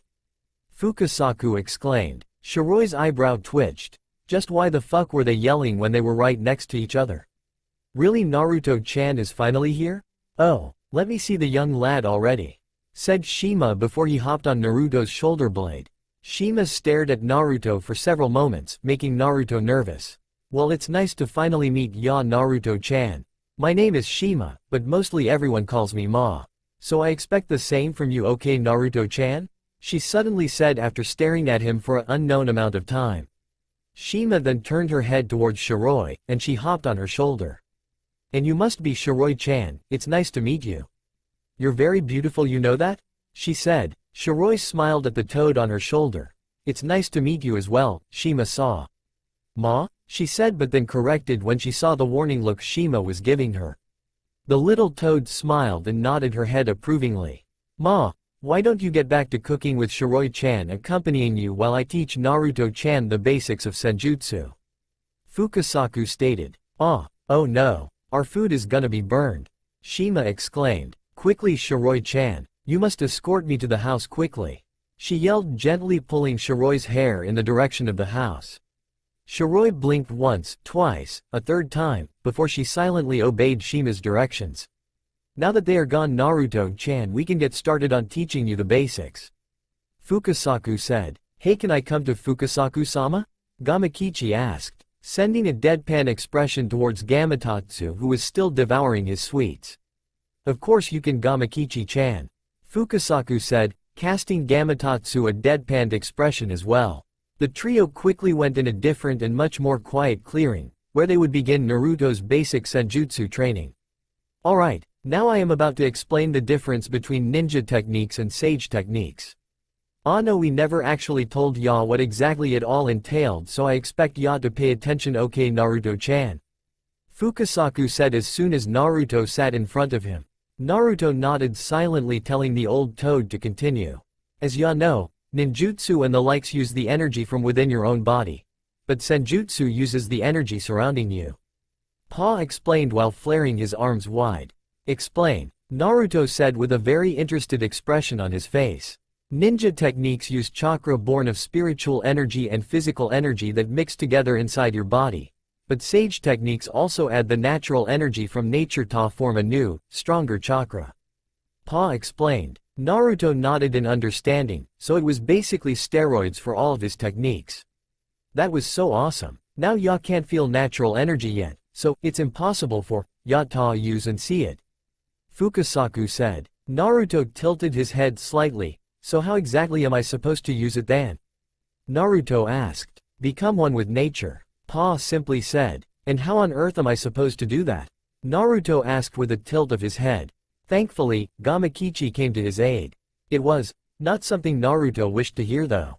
Easy. You have to die. Now if Naruto were the same as he was before he received training from Jiraiya, he probably would have immediately sprang to his feet and overreact. However now, he was, as he called himself, badass Naruto. So he simply settled for a blank expression on his face while he gave Gamakichi a blank stare, which served to unnerve said toad. What? Naruto said in a blank voice, void of any and all emotion. Inside his cage, Kyuubi slightly rose his eyebrow. This was new. Gamakichi. That was totally unnecessary. The orange toad shrank slightly under the intense gaze of his elder before breathing a sigh of relief when those golden eyes were once again trained upon Naruto. It wasn't like he was lying or anything. If his blonde buddy screwed things up, he'd die just as quickly as any other death blow. Natural chakra wasn't something you messed with willy-nilly. Don't worry, Naruto-chan. Ya won't really die. As long as you listen to what I say, I'll start from the beginning. One needs to be able to feel the energy and draw it in first before Ya can control where it goes through your body. So the easiest way to train is to not move. Naruto nodded. That was a far much more easier way of saying it. Well, let's get started then, Pa. Naruto exclaimed with a grin. Now hold on, Naruto-chan. I never explained what would happen should you fail to control nature chakra. Seeing Naruto stop, the elder toad continued. It's all about balance, my boy. Spiritual, physical, and natural. Can't make sage chakra without them harmonizing equally. Too little, there's no sage energy. Too much and Ya turned into a toad. At that, Fukasaku tilted his head downward and pointed a finger in Naruto's direction. A little too much and I can just knock it back out of Ya. But absorb way too much, well, I hope Ya can get used to the taste of bugs. That's what I was talking about when I said you die. Die as a human. Gamakichi explained. It literally would be the same as resigning himself to death if he overloaded with the power of nature itself.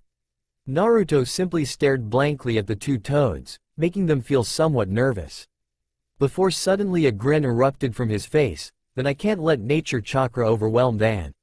No, I won't let overwhelm. I have to keep my promises. And I have to return to Konoha to defeat Akatsuki. I can't let something like this slow me down. And I have to master this. For Shiroi-chan, he said with overwhelming confidence radiating from him. Both of the Toad's eyes widened. This boy. No, this man had once again surprised them. He truly was an unpredictable shinobi. He will truly be something great. Pa thought, looking into the blonde's eyes. He couldn't help but feel 50 years younger. Very Naruto-chan, I won't go easy on you. Now take off your clothes. Fukasaku excited shouted, unaware of how wrong that sounded. Naruto blinked rapidly for several moments. What? Naruto muttered, edging away from the small toad. Gamakichi face palmed. There goes Naruto's awesome moment. Inside his cage Kyuubi was howling with laughter.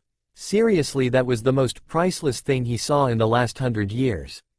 Fukasaku sheepishly chuckled. Sorry Naruto-chan, let me explain. It's just easier to get rid of nature chakra because direct skin contact works better. He explained. Naruto sighed in relief before he nodded.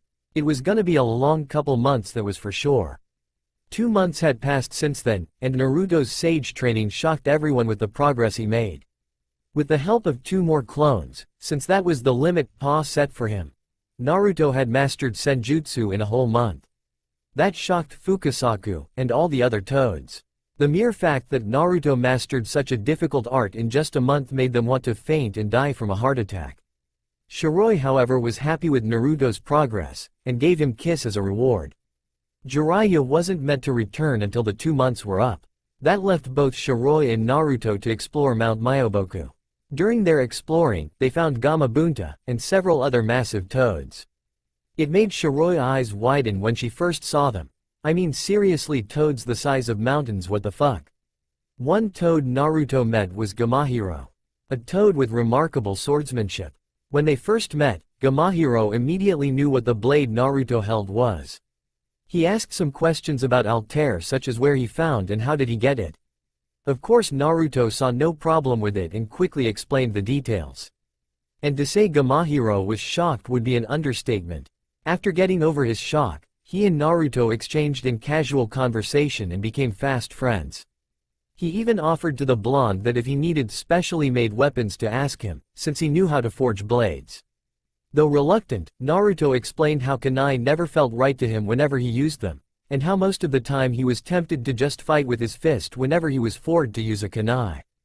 Gamahiro hummed in thought for several moments before he said that maybe throwing knives might work better for him. Naruto tilted his head, but nodded and tried it out by throwing some knives made for throwing that Gamahiro gave him. And to his and Gamahiro's shock, Naruto hit a target's center mass. Gamahiro immediately claimed that he would start working on some specially designed throwing knives made just for him. Despite Naruto protests, several days later Gamahiro presented Naruto's new throwing knives. Both Naruto and Shiroi were amazed and instantly fell in love with the knives. The knives were full-sized and designed for medium and long-range throwing. These knives have a sleek, tactical look and feel. Constructed of one solid piece of Aus 6 stainless steel and finished in black and satin. Each knife has been balanced for spot-on throwing. The link to what the knives look like is in my profile. These knives were so perfect and deadly looking that it made even Kyuubi grin at anticipation at what they could do. Naruto thanked Gamahiro repeatedly for the knives, but the giant toad waved him off. The time spent on Mount Myoboku was both fun and amusing for the duo. However, they quickly swore to never eat Shima's cooking again. Seriously, bug soup? What the hell? Both Shiroi and Naruto swore they saw the soup twitch multiple times, but they kept their mouths shut and forced themselves to eat the soup. They had thrown up quite a lot that night. But now finally, after 2 months, it was the moment they were all waiting for. Jiraiya's return to pick them up, and quite possibly Naruto's first mission since they began their training trip. Shiroi grinned in anticipation. She quite honestly couldn't wait to get away from Shima's cooking. It was so horrible. It made her want to cuddle up in a corner and cry because the terrible food. And Naruto was practically shaking with excitement, finally his first mission since he began his journey. A chance to prove himself, and to finally test his limits. Altair pulsed in agreement by his side, while the Kyuubi was ferally grinning. Finally his container could show the whole world what he was made of. A puff of smoke signaled Jiraiya's arrival. The smoke finally cleared, and when both Shiroi and Naruto went to greet Jiraiya, they found him performing his introduction dance. I am the man whom other men in the elemental nations envy and the man whom the woman lust for. I am the great sage of Mount Myoboku, the teacher of the Yondaime Hokage, and one of the most powerful men to ever live. I am the great Jiraiya-sama, Jiraiya exclaimed before he proudly puffed out his chest. Both Shiroi and Naruto stared blankly at the perverted sage. Even Kyuubi and Altair had nothing to say about that. And Altair was a fucking sword. Pa, Ma, and the few toads that were with simply stared blankly at the white-haired toad sage. It appeared that they would have to discipline Jiraiya about his so-called introduction again. Shiroi's eye twitched slightly. That dance and introduction is so redundant, she uttered, with the toads and Naruto nodding in agreement. Naruto remembered the first time he saw the perverted sage introduction. After he saw it he wasn't impressed and he thought the old pervert wasn't a ninja and that he beat Ebisu as a total fluke. Honestly, it made him seem so stupid and incompetent. Naruto blinked. Since when did he know that word? He shrugged lightly, oh well. It made him seem smarter anyway. Inside his cage Kyuubi snorted, yeah right Gaki. You have a long way to go before you can be considered smart. Kyuubi muttered. It's not that he didn't consider his container smart, it's just. Oh, who was he kidding? He thought his container was a dumb ass. Kyuubi gave one last snicker at his container's expense, before he laid his head down, and went back to sleep. Hey, it was hard work being a giant demonic entity inside the blonde. Oh, who the fuck was he kidding? He was just lazy as hell. So ladies, now that you know exactly who I am, what do you say we just get down in bed and… Jiraiya abruptly came to a halt, when he opened his eyes and noted he was in the presence of Naruto and the others. He blinked once, twice, and a third time. This isn't the brothel I was in. He lamely explained. Everyone merely gave him deadpanned expressions. Anyways, Jiraiya-chan, Naruto-chan here did something truly amazing.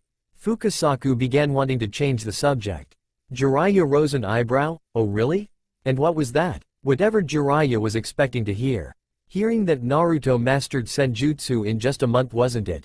It nearly gave him a heart attack when Naruto entered Sage Mode as proof. It had taken him years to get the basics of Senjutsu down before he could even use it properly. And even then, he never truly mastered Sage Mode, seeing as he would gain toadish features whenever he entered Sage Mode. The mere thought that Naruto mastered Sage Mode in just 1 month, and that he mastered to the point where only his eyes would change, filled him with great pride. You've done a great job, Naruto. I'm proud of you, Jiraiya said, getting over his shock. Thanks, Ero-sensei, said the blonde with an embarrassed grin. So where are we off to now, Ero-Gigi? Shiroi asked. Just as Jiraiya was going to speak, Fukasaku immediately spoke, interrupting Jiraiya before he could get a word in. Actually, Shiroi-chan, I believe Jiraiya-chan has something more to say to Naruto-chan. The elder toad said, as he gave Jiraiya an expectant look. Jiraiya stiffened for a moment, before he sighed in acceptance. Naruto. Again, I haven't been honest with you. The perverted hermit began with a somber expression. Naruto tilted his head in confusion, before he removed his hood from atop his head. Shiroi merely narrowed her eyes slightly. What is it this time, Ero-Gigi? She thought. What do you mean, Ero-sensei? Naruto asked in confusion. Would you say that, after I tell you about your father? Naruto? Jiraiya solemnly thought. What I mean, Naruto, is that I knew your father. Jiraiya began. Both Naruto and Shiroi stiffened. Naruto because Jiraiya knew of his father, but how was that possible? Someone as famous as Jiraiya couldn't know his father, right? And Shiroi stiffened because of a suspicion she had. When she was watching Naruto's memory, she idly noted the resemblance he and the Yondaime had. But she wrote off as a coincidence. However, now she wasn't so sure. She knew that if Naruto was in fact the Yondaime's son, then Iwa would almost stop at nothing to kill him, since they would fear the return of another yellow flash. She inwardly scoffed, like she would let them come within a mile of him. Who? Was my father Ero-sensei? Naruto quietly questioned, unknowingly breaking Shiroi from her thoughts. Your father was one of the most powerful shinobi in the world. And he was kinder than any other person in the world as well. I don't even think it was possible for him to truly hate someone. Jiraiya began, as his eyes glazed over in remembrance. Your father invented two of the most known jutsu in the world. Your father was feared by many, and loved by many. But no one loved your father more than your mother. As you know, you're a member of the Uzumaki clan. And your mother was the second Jinchuriki for the Kyuubi, with Uzumaki Mito being the first and you the third. Jiraiya said. Naruto nodded. He knew full well of his predecessors for the Kyuubi. After all, he was bound to figure out sooner or later. I mean, he did have a giant nine-tailed demonic fox in him that had way too much time on his hands. Not to mention with what he learned from the Uzumaki clan scrolls. Your father was also my student before you, Naruto. His name was Namikaze Minato. The Yondaime Hokage. Jiraiya stated with a blank expression. Though if you looked hard enough you would find a little fear and hope in his eyes. All was silent as Naruto held his down, his bangs overshadowing his eyes. Everyone waited for Naruto's reaction with bated breaths. The only thing that could be heard was the chirping of birds, and even that was falling silent. The wind blew slightly, brushing against Naruto's robes. Slowly Naruto spoke. Why, me? He simply asked. Shiroi was quick to hold his hand as a sign of comfort and assurance. She felt Naruto's hand immediately tighten around hers, and she smiled softly. Minato couldn't just trust anyone with the Kyuubi, Naruto. I don't know much of what happened that night. But from what I understand, sealing the Kyuubi into you was the only option. Could ask another parent to give up their child. If you yourself are not willing to do the same? Jiraiya explained. Silence was the only thing that greeted his answer. He solemnly began to put his head down, before he noticed Naruto's head begin to lift. When Naruto lifted his head, everyone was able to see the tears that he was holding back his eyes. And to the shock of everyone, he smiled. I understand why he did, Ero-sensei. He began. And I know that I can't just keep brooding over this. My father sacrificed himself not only for the village, but for me as well. I know that he loved me, I can feel it for some strange reason. So I'll make sure to make my parents proud of what I'll become. Or my name isn't Uzumaki Namikaze Naruto. The blonde exclaimed, with his tears of both sadness and happiness flowing freely down his cheeks. Everyone looked at the blonde in amazement. He wasn't angry? He didn't hate his father? He understood his father's decision? However, looking into the blonde's smiling face, everyone knew that everything would be alright. Shiroi tightened her grip on Naruto's hand, and she gave him a warm smile. This entire thing only made her love the blonde even more than she already did. She happily laid her head on his shoulder, smiling in contentment as he laid his head laid upon hers. Jiraiya gave a happy smile as he stared his godson and most amazing student. Truly, the blonde was one of the most amazing human beings on the planet. The elder toads and their younger counterparts all smiled in contentment. The awkward and tense air had all but disappeared, leaving filled with love, happiness, and joy.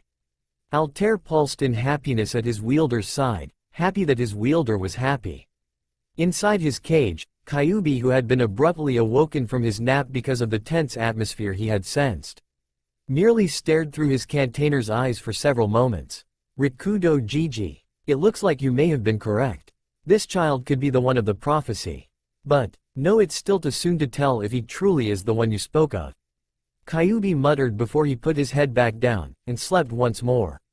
Jiraiya let everyone enjoy the joyous air for several minutes, before he coughed into his fist. Both Naruto and Shiroi immediately set their attention on him, though they did not separate from their embrace. The toads and the elders merely looked on in curiosity. Sorry to cut this short. But there's one thing I want to give you, Naruto, before you begin your first mission since we started this journey. Jiraiya began. Seeing that he had everyone's attention, he continued. Now here's the first thing I want to give you. Jiraiya said as he opened his scroll and channeled a small amount of chakra into it. A small puff of smoke later, some papers that appeared to be notes came into view. Jiraiya quickly scooped them up, and handed them to the blonde Uzumaki. This, Naruto, is the notes your father made on his most devastating jutsu. The Hiraishin, he explained. Everyone gazed upon the notes in awe. These papers contained the mechanics on how to use the Hiraishin. It was your father's wish that you learn this jutsu when you were ready. He made so that only blood relatives could use this jutsu. Basically, the only person who could use the Hiraishin Is you Naruto? The white-haired Sannin seriously stated. Naruto's eyes widened. He was the only one able to use the Hirishin? A jutsu sought after by countless individuals for either power or prestige. And he was the only one capable of effectively using it. This technique was the cause of the end of the Third Great War. This technique made Might Guy's speed look as if it were a slow-moving slug. This technique was created by his father. It made him grin in anticipation at what he would be able to do with a technique such as this. The possibilities were nearly endless. He smiled softly as he looked at his father's handwriting. It was so neat and well written. Almost as if he wanted these notes to be made perfectly so that he wouldn't have to misinterpret the instructions on it. He gently folded the notes and placed them inside his pouch. Patting just for an extra measure. He felt Shiroi shift her head, and he turned to see what she was doing. Only for their eyes to meet.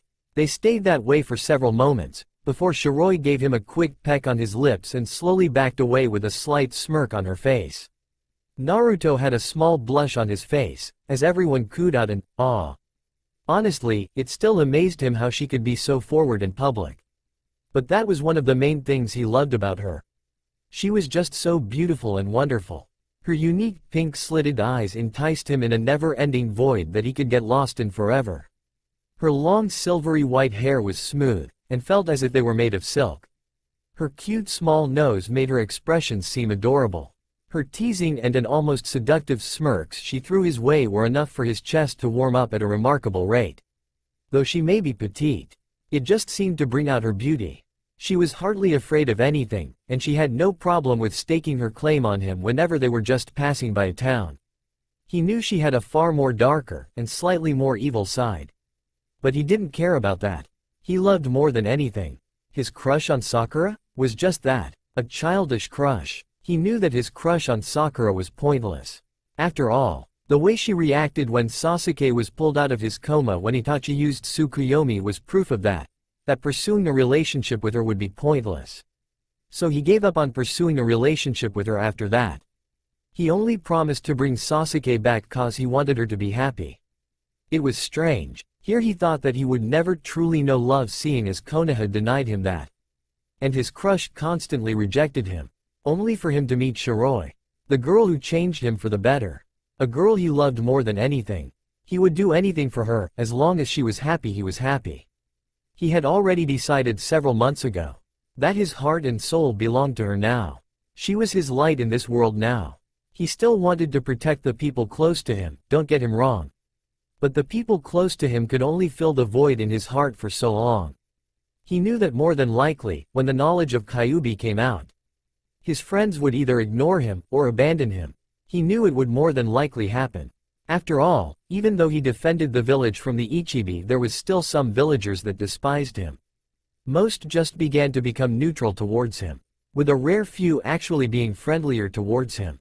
He knew it would take a while for the entire village to accept him as a whole. But he was patient. After all, any normal child would have broke under the treatment he received. But patience and the willingness to try and give others a second chance were strongly embedded in his being. After all, how can the world know true peace if humans weren't willing to give others a second chance? The question wasn't if peace was possible. The real question was, were people willing to try? Alright Gaki, one last thing to give ya before I give you the first mission you had in months. Jiraiya said, breaking Naruto from his thoughts. Naruto rose an eyebrow, and gave the perverted hermit a questioning look. It's time. I give you your inheritance money. The perverted sage explained. Naruto and Shiroi blinked before they separated, though they still held hands, and they stared curiously at the white-haired pervert. What, inheritance money? The blonde asked. Let's see. The last time I checked your account for ya, the sum of money your parents left was about 10.1 billion ryo. And it steadily increased over the years to about 15.3 billion. Jiraiya shrugged in an uncaring manner.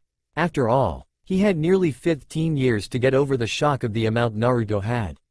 Now it was time to see everyone else's reaction. The reactions were as he expected. The toads all held blank expressions before they gradually turned into shock and disbelief. Their jaws hanging loosely, and so wide open that flies would have no trouble building a home in them. Naruto had frozen over in shock. His eyes widened to the size of dinner plates. Slowly he brought his hand forward and he slapped his face, leaving a mark imprint on his face. 15.3 billion? He muttered. Altair. Well, Altair just pulsed in confusion on why his wielder was so shocked. Kyuubi, however, currently had his jaw hanging from his mouth as his eyes were also widened to the size of dinner plates. He only had one thought to sum this all up. The Gaki is fucking rich. The fox uttered, as he slowly regained his composure. Shiroi merely had a blankly expression on her face, before she slowly began blinking. She only had one thought at the moment. Shopping spree, she excitedly thought. Meanwhile Jiraiya, Naruto, and Kyuubi all felt a cold shiver run through their spines. Before they dismissed as nothing. However, Jiraiya got an image of Minato giving him a terrified look. No, you old fool. Take my son and run away before it's too late. The fantasy Minato frantically roared before he faded away. Jiraiya blinked owlishly before he idly wondered if he was going senile. I'm rich, Naruto uttered, before a wide smile spread across his face. I'm freaking rich, the blonde yelled as he pumped his fist in the air. Everyone watched with a smile on their face as they witnessed Naruto's reaction. Jiraiya gave a brutish grin, as he stared at his apprentice. Come to think of it, hasn't it already been a year and a half since he took the young blonde on this journey? That meant, Jiraiya grinned wider, tomorrow was the 10th of October. That meant Naruto's birthday was tomorrow. Meh, he figured this was a good birthday gift for him. After all, it nots every day you find out about your family account that has over 15.3 billion ryo in it. Alright Gaki, enough celebrating. It's time I give you your first mission since your journey. Jiraiya began a light grin crossing his features as Naruto suddenly stopped, and stared at him in anticipation. Along with Shiroi, who was giving Jiraiya a curious stare, and the toads who leaned forward wanting to know what their summoner's mission is. It's simple low-level B rank. Jiraiya began, with the possibility of it being a high-level A rank. He quickly finished, seeing the disappointed expression on his student's face. Naruto perked up at that, while Shiroi hummed in thought at what the mission could possibly entail. The toads merely sighed in slight disappointment, seeing as their summoner would only need them if he was fighting an S-rank shinobi. With nothing else to do, they quietly left, leaving only Fukasaku and Shima with the trio of travelers. What does the mission entail? Arrow Gigi? Shiroi asked, giving the Sannin a stare that said he wasn't taking no for an answer. Just a small bandit camp that's been causing some trouble for a settlement near Tanzaku. However, the reason why it could possibly be considered a high-level A rank is because it's been said a shinobi has been seen among them. The white-haired pervert seriously stated. Shiroi's eyes slightly widened, before she glanced at her blonde boyfriend. She knew he could come back from the mission without a scratch. But that didn't stop her from worrying for his safety. Naruto-chan, even if this is merely a low-level B rank, please remember to be wary of anything that could and would happen. Fukasaku sagely said. I understand, Pa. Naruto answered with a grin. Goodbye, Ma. I'll be sure to bring you back some food recipes next time. The blonde said to the female toad. It truly was an interesting and fascinating experience staying you, Ma and Pa. Shiroi said with a beaming smile towards the little toads. Fukasaku and Shima smiled to both Naruto and Shiroi, before they both looked blankly towards Jiraiya. Jiraiya-chan, if I hear you corrupted these two wonderful children, I will hunt you down and cut off the thing that makes you a man. Understood, Shima said in a blank tone. Jiraiya, pale as a ghost, fearfully nodded. Good luck on your mission, Naruto-chan. And Jiraiya, take good care of these young ones. The male toad stated. Jiraiya merely gave the two toads a grin, before the trio disappeared in a poof of smoke. It had been a day since they returned from Mount Myoboku. And since then Jiraiya had thought it best that Naruto do this entire mission on his own. At first there were protests mostly from Shiroi's side, but he managed to convince them, though Shiroi needed most of the convincing, and now both Jiraiya and Shiroi were watching as Naruto entered the settlement where the bandits had been said to have been harassing. So, now we will finally see if Naruto's training has paid off. Jiraiya stated. Shiroi merely gave Jiraiya a glance, before she huffed at him. Still angry about not being able to assist Naruto in his mission.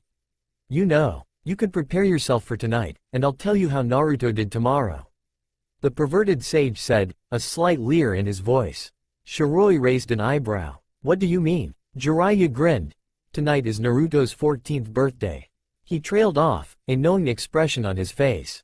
Slowly Shiroi turned her head towards the white-haired perverted sage. What exactly is the date? She asked with an undertone of excitement in her voice. October 10th, he merely answered. Shiroi gave a feral and predatory grin before she stalked towards the hotel the trio were currently taking residence in. Don't interrupt me and Naruto-kun tonight, okay Arrow Gigi. Otherwise, I'll kill you, the silvery white-haired vampire sweetly said. Oh, don't worry, there's some hot springs in this town that I wanted to check out anyway. He leered, though he never said anything about not adding Shiroi and Naruto's relationship as an inspiration for his next book. He inwardly gave a perverted laugh. Oh, he could just imagine how his fans would react. As Naruto sat down in a stool near at the bar, he had a sudden urge to beat Jiraiya into a bloody pulp, but ignored in favor of obtaining information. It had been exactly several hours since he entered the town, and the first thing he did was find a local tavern and enter the sake-selling bar. Jiraiya had often told of how taverns kid and always will have information worth obtaining. During his walk through town, he noted how everyone seemed a bit tensed and looked upon him with wary eyes. It didn't bother him per se, he just didn't like to be looked at in the middle of the street. So he quietly slipped into the crow and blended in. He was pleased to note how everyone immediately lost sight of him and continued on with their business. After several hours of wondering, he found a tavern and quickly entered it. Once he had entered it, he immediately noticed two suspicious speaking in the background, and two townsmen conversing hurriedly in front of the bar stand. He decided he would listen in on the townsmen conversation first, seeing as they were closer. Then after he heard enough, he would listen in on the two suspicious others' conversation. So he quietly sat down on a stool close to the two townsmen, but not too close, and pretended to browse through the various drinks the bar had. His ear perked up however as he listened in on their conversation. I can't believe those damn bandits are harassing the hard-working people of this town, said the first male, the one on the left. I know what you mean, man. It's bad enough that the crops aren't growing so well this year, now we got fucking bandits stealing what little money we have. Fan-fucking-tastic, the other said, a slight slur in his voice. Evidence of the effect of alcohol on him. Tay, why do these stupid bandits have to ruin others' lives? Huh? It's so simple to just get a job and live an honest life. But no, those bandits just have to go the easy way, don't they? It's pathetic if you ask me, said the first one, taking a swig of his sake. Yeah. As a matter of fact, I heard those two people in the back are a part of that little bandit group.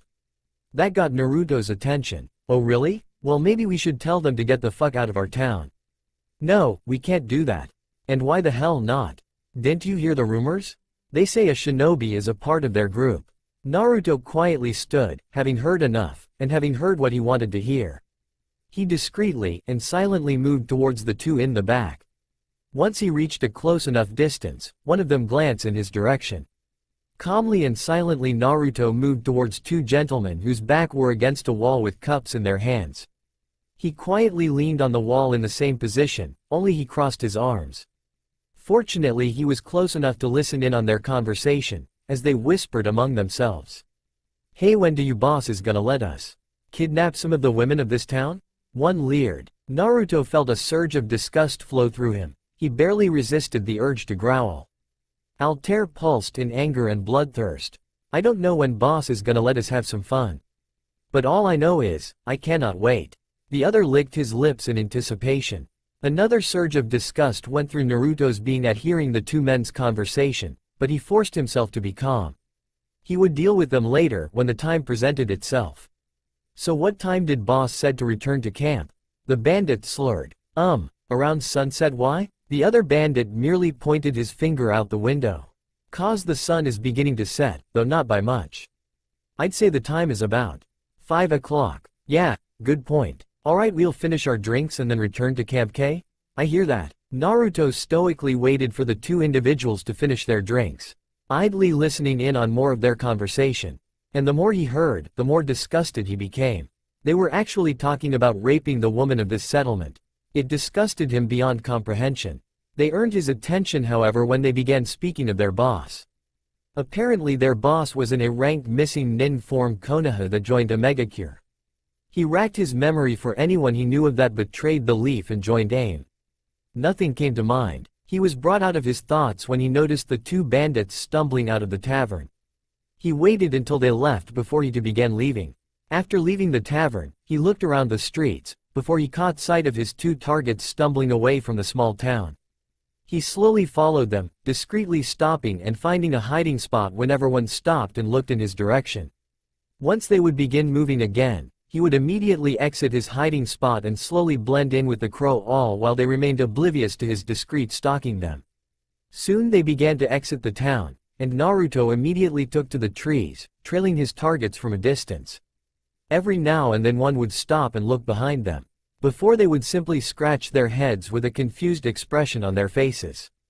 Then they would shrug and continue on like nothing happened. This pattern continued for several minutes before they heard a rustling in a bush. One immediately drew the sheathed blade at his side, and stabbed into the bush.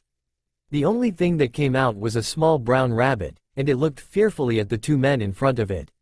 The other laughed at his friend for being startled by a little rabbit.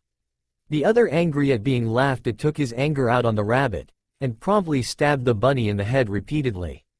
After the sixth time, he gave a satisfied smirk, and resumed their walk back towards their camp. It was several minutes later did Naruto see their camp coming in sight range. Naruto nodded to himself, and he silently got closer to the two bandits via treetops. He silently took out two of his throwing knives from his pouch, and with incredible speed threw them with great precision. The knives hit their targets right in their throats. They gurgled for several seconds before they went limp. The blonde silently created two clones to dispose of the bodies, while he made several other clones to scout out the camp. He stoically and silently stayed in a tree only several meters away from the camp. He need not worry if they spotted him. With his gray-colored robes and his hood obscuring his face and golden blonde hair from view, he almost like a shadow at night or sunset. After several minutes, the blonde realized that it might take longer for the clones to scout out the camp. So he jumped onto a tree branch, and laid himself against the bark of the tree, his right leg dangling off the branch as he went to take a short nap. He jerked awake several minutes later as his clones dispelled themselves. He silently hummed in thought. It seemed this bandit camp was not as large as it truly seemed. There were a total of 20 bandits, counting the two he killed. Apparently they were getting to rest up for the night, and they would raid the settlement tomorrow. He wouldn't let that happen. And it seemed his clones had taken it upon themselves to plant exploding tags around the camp, all of them placed in positions that it would immediately take out most of them. As for the supposed shinobi in charge of these bandits, well, it seemed he was resting in his own tent, and he specifically told his men that he was not to be disturbed. Naruto's face immediately switched into an impassive expression. Slowly he brought his hands forward, he made a single hand sign, and silently flared his chakra slightly as to not alert the shinobi in the camp. Several moments later the exploding tags detonated, and immediately the screams of the bandits sounded out as some were being killed for being too close to the explosion or losing a limb or two. Naruto instantly created several shadow clones to deal with any survivors, while he himself merely jumped into the center of the mayhem. He slowly moved towards the tent in which the shinobi was residing in. Every now and then a bandit would attempt to stab him. But they were quickly killed by a clone. After that the clone would jump back into the fray and finish with dealing with the surviving bandits. Just as he reached the tent in which the shinobi resided in, it opened and the shinobi he was targeting slowly walked out. Naruto's eyes hardened as he caught sight of the former Konoha shinobi. Rokusho Aoi, former Konoha shinobi, wanted for stealing the Naidem Hokage's Rajan. Naruto coldly spoke. Aoi rose an eyebrow before he looked around the battlefield, and he bore witness to Naruto's last clone finishing off the last of his men. Well, what do we have here? A little punk thinking he can beat me? What village do you belong to? He asked, before he spotted the Konoha insignias on the blonde's robes. Wait, don't answer that. It's obvious you're a Konoha nen. He smirked in a somewhat arrogant manner. Well, what are you gonna do now, Gaki? Are you gonna run away now that you're dealing with a rank shinobi? He confidently said, almost as if he was expecting Naruto to do exactly that. Unfortunately for Aoi, he was dealing with Uzumaki Namikaze Naruto. No, I'm here to kill you and retrieve the Naidame's famed Rajan, the blonde coldly and coolly said, as he slowly drew Altair from its sheath. Altair pulsed in anticipation, excited that it would be fighting with its wielder in a true fight. Aoi sneered as he stared into Naruto's confident eyes. You think you can beat me? Gaki, I don't think so. I won't even have to use ant jutsu of any type to beat you. He arrogantly declared before he recklessly charged at the blonde. Naruto narrowed his eyes at the Jonin's arrogance. Teach that pathetic and worthless human what it seems to cross US Naruto. The Kyuubi snarled out as he sneered at Aoi. Altair seemed to agree with Kyuubi as it pulsed in anger, and a faint red glow emanated from the blade. I understand, Naruto thought as he got into his Kenjutsu stance. He held Altair in front of him, with tip of the sword hovering just above the ground. His legs were slightly spread apart, not too far, but not too close either. And his left hand was lazily behind his back. To most people the stance might be lazy, or somewhat arrogant. However, a true Kenjutsu master would see, the way he positioned his sword was so that he could deflect, block, and counter attacks coming from the left and rights, while he could also do it from the front as well. Yet it also allowed him to attack at all of those sides as well. And the way he positioned his left arm made it so he could be able to react almost instantly to any and all attacks from behind. And finally, the way he positioned his legs made it so he would be able to move quickly and efficiently. The stance was perfect for both attack and defense, while at the same time making others believe he was arrogant and overconfident. Unfortunately for Aoi, he was not a Kenjutsu expert, so it was completely understandable that he would be angry and enraged with Naruto's seemingly arrogant and lazy stance. He immediately whipped out a hilt of a sword from his shirt. And he channeled his chakra into it. Instantly the Tobirama's legendary Raijin sprang to life. The Konoha traitor charged at the blonde, who by now had already slightly raised his sword to deflect the Raijin. That pathetic sword won't stop the Raijin. Fool! Aoi arrogantly roared, as the two legendary blades clashed. Now Aoi was expecting Altair to be sliced through. However, he didn't expect Altair to successfully deflect the Raijin. Aoi's eyes widened before he angrily glared at the blonde. That was a fluke, he yelled before he attacked the blonde again. The following Kenjutsu battle could hardly be classified as such. For every strike and feint he performed, the blonde seemed to be at least several steps ahead of him. Every strike was either blocked, deflected, and countered with. Nothing seemed to work against the blonde. His defense was just as strong, the counters, deflects, and blocks were executed perfectly, and with such grace as well. Aoi roared in anger as he performed a horizontal strike against the blonde. Again the blonde gracefully and perfectly deflected his strike, directing his arm into the ground instead. Aoi grit his teeth before he spun and attempted to feint a vertical strike, but again it seemed like the blonde was expecting that as he only tilted his sword to the left and once again blocked Aoi's diagonal strike. His face impassive the entire time. Aoi felt his anger increase before he began to wildly perform a series of stabbing attempts to stab the blonde. Naruto merely tilted his head every time he aimed for his head, and he used Altair to deflect most of the strikes on his body. Why don't you die? Aoi roared in anger. This brat was mocking, taunting him. He could feel it. Who did the blonde think he was? He was Aoi Rokusho, a ranked criminal in Konoha, and Jonin in a megacure. Who did this brat think he was? He was a nobody. A worthless brat with no talent. So why couldn't he hit him? Hold still. Aoi screamed again, as he swung the Raijin with more force, aiming towards the blonde's head. Naruto, having enough of Aoi's anger-induced strikes, blocked, and countered by moving Altair to cut Aoi's hand. He succeeded, and Aoi winced. Using that chance, the blonde spun around and gave Aoi several quick strikes to his upper body and legs. And finally he ended his attacks with a stab into Aoi's left hand. Ah! Aoi roared in pain, as he attempted to hit the blonde with another horizontal strike. Naruto merely removed Altair from Aoi's injured hand and gracefully slid back, avoiding the attempt to cut off his head. Aoi cradled his injured hand, and he glared maliciously at the blonde. Your stance is sloppy, your attacks are unrefined. You waste your movements by moving around so much, when you could just be patiently waiting for me to strike, and above all else you're impatient. The blonde lectured in an emotionless voice, though there was a hint of disappointment in it. Aoi glared at the blonde as he rose to his feet. Don't lecture me, you pathetic wannabe. You can't beat me. The Rajin will taste your blood, fool.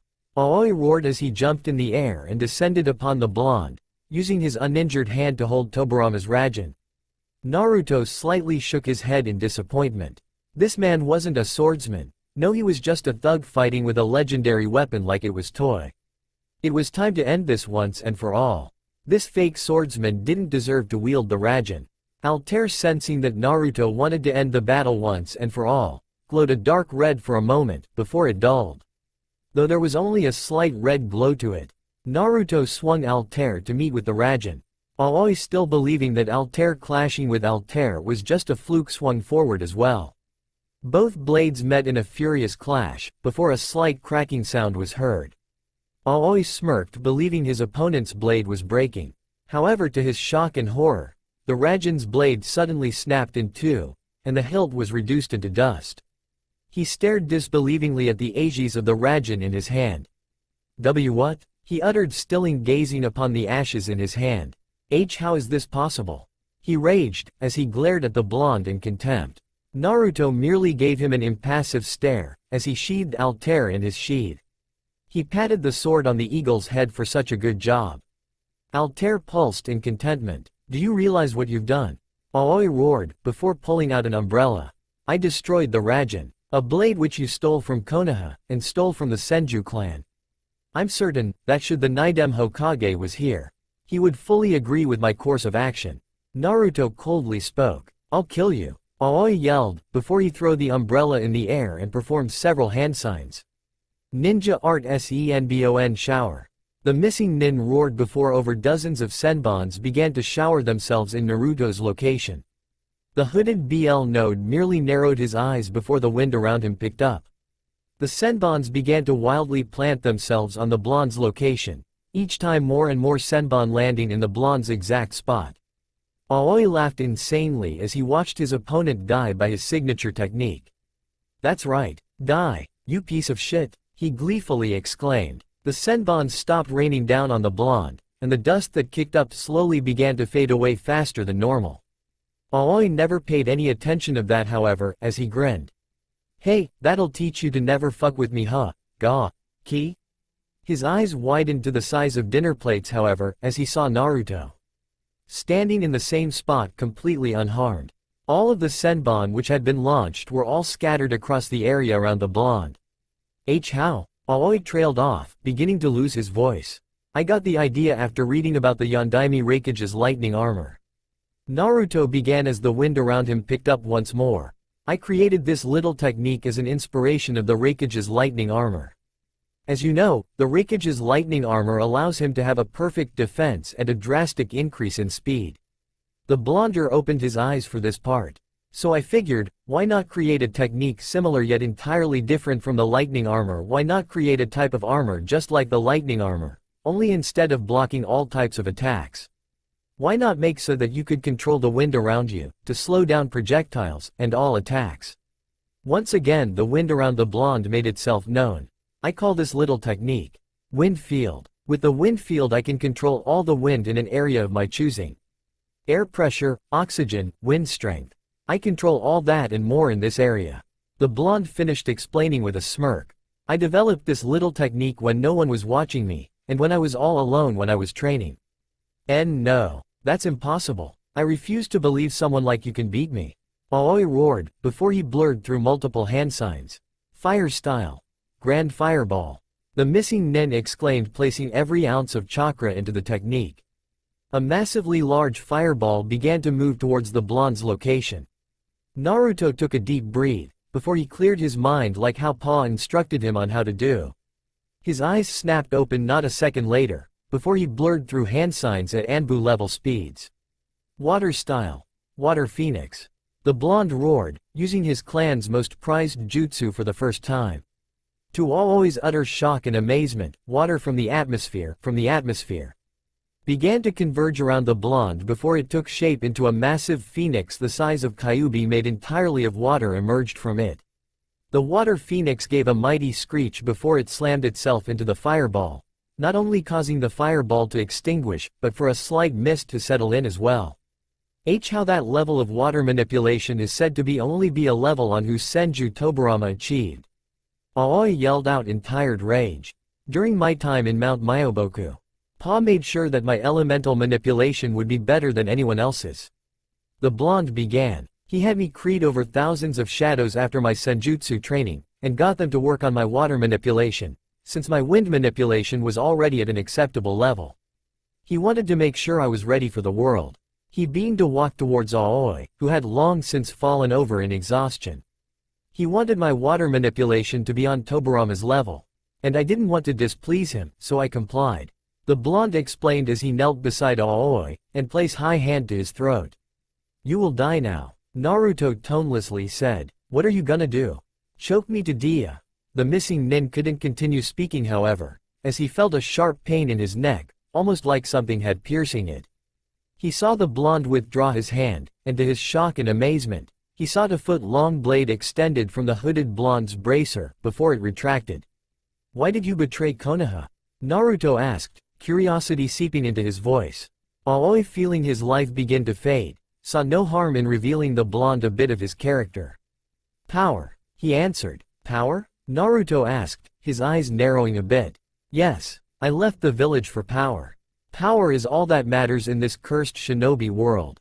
Those with power thrive, while those with power die and are forgotten and abandoned. If you have power, then you ultimately control all aspects of everyday life for people. Ideals, principles, dreams. They are all useless without power. With power you can do anything you want. He explained. You would abandon all of your principles for power?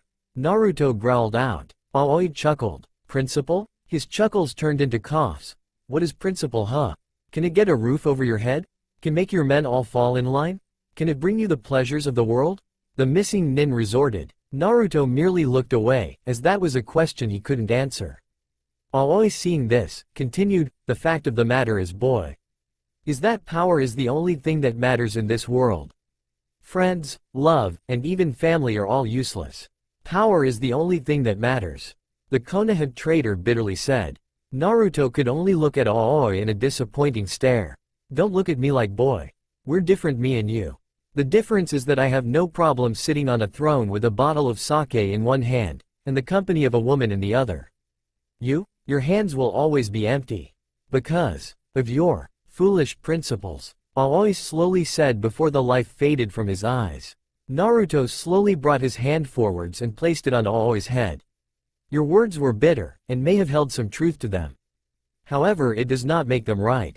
Yasuraka ni Nemoritame, may you rest in peace. Naruto said as he shut Aoi's now lifeless eyes. You would show him respect even in death? Kyubi asked, as he awaited the blonde's response. The dead must be respected, Kyubi. No matter who they are. The blonde thought back as he stood. Kyubi snorted but accepted his answer. Naruto turned his head when he felt a hand on his shoulder. Only to meet with Jiraiya's soft and assuring face. I saw and heard everything, Naruto. And I'm proud of you. Jiraiya said with a warm smile. Now get back to the hotel. Shiroi is waiting for ya over there. I'll deal with this mess. The sage said, a gleam entering his eyes for a moment. Not that Naruto noticed, however. Naruto smiled back at his teacher before he nodded, and he silently began his trek to the hotel.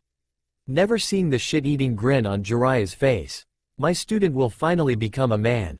Jiraiya blissfully thought with a perverted expression on his face. As Naruto entered his hotel room, he immediately felt like he was being stalked. It also didn't help that he heard what appeared to be small footsteps every now and then. But he merely assumed it was rats or something. So ignoring the feeling of impending doom, he got to work on getting undressed. He first removed all his pouches, belt, and scarf. Once that was done, he removed Altair from his waist and placed the sentient blade on wall, then he removed his robes and by proxy his hood. He removed his hair from its spiked ponytail, letting his hair flow just past his shoulders in a spiked mess. He removed the dark orange mesh shirt he wore underneath his robes, revealing his muscled chest. He immediately felt like he was looked at like a piece of meat. But once again ignored the feeling. Next he removed his black leather boots. He unstrapped the leather strappings on the boots, after that it was a simple task of tugging them off. Then he removed his dark orange socks, and finally he removed his black pants, leaving him only in his ramen-themed boxers. Satisfied, he began moving towards the window to shut the curtains. before he felt himself be yanked off the ground and thrown across the room, where he landed on his bed. He tried to stand up and face his attacker, only to have his arms pinned down, and for something to sit on him. He struggled for several moments, before a giggle reached his ears. He stopped. He knew that giggle. The moonlight shone through the window, revealing Shiroi clad only in a pair of panties and bra, straddling our blonde hero. A grin was spread across her face as he stared down on the blonde, and she hungrily licked her lips. "Shiroi-chan, what are you doing?" Naruto squeaked out. "Oh, don't fret, Naruto-kun. Let Shiroi-chan take good care of you tonight." The silvery white-haired girl cooed, before she brought her lips to meet the blonde's, her tongue already dashing out into his mouth. Naruto stiffened in shock once again, before he slowly began to kiss back, his own tongue dashing out to meet hers in a battle for dominance. Shiroi, upset that she was losing the battle she had started minutes ago, slightly increased the force of her kiss, not wanting to lose. Naruto, being stubborn, fought back with his own tongue, and a battle of the tongues ensured, with no winner being anywhere in sight. The slits in Shiroi's eyes began getting thinner and much more feral. Naruto felt her fangs getting longer, and he experimentally licked them. The sharpness of her fangs made his tongue bleed slightly as he licked the point of them. However, blood didn't seem to be of any concern to Shiroi, because instead of her tongue trying to find a way into his mouth, he found her eagerly licking his tongue, happily and in a feral manner licking the blood off his tongue until it healed. They parted as they needed to breathe, however Shiroi had a different idea, it seemed. As she suddenly bit down on the blonde neck. Naruto didn't know what was going on, but on instinct he bit down on Shiroi's neck. After several moments Shiroi removed herself from his neck, and she gave off a pleased growl at the small spiraling twin bats on his neck. Naruto pulled his mouth away from Shiroi's neck, and he was surprised to see a small symbol of the Uzumaki clan with what appeared to be blades crossing behind it on her neck. Hearing a pleased growl, he turned his head to see Shiroi also looking at the mark. The feral and pleased smile she had on her face was enough to tell him that she was pleased with what he'd done. He didn't have time to complete his thoughts, however, as she caught him in another fierce and passionate kiss with her tongue already demanding an entrance into his moist cave. He complied and opened his mouth for her to enter. Shiroi released a very erotic moan into the kiss, and as she rubbed down on Naruto's third leg with the blonde groaning with her, she slowly pulled away a trail of saliva connecting them. She licked off the saliva, before she gave blonde a seductive and seducing grin. "Naruto-kun, after tonight we are going to be true lovers," she said as she unhooked her bra. Naruto only had thought running through his head, best birthday ever. He thought before he pulled Shiroi in for another kiss. Their neighbors would be having noise complaints the entire night. Not that they cared. That's all for now. If you want to see next part, then please like this video and subscribe my channel. Thank you.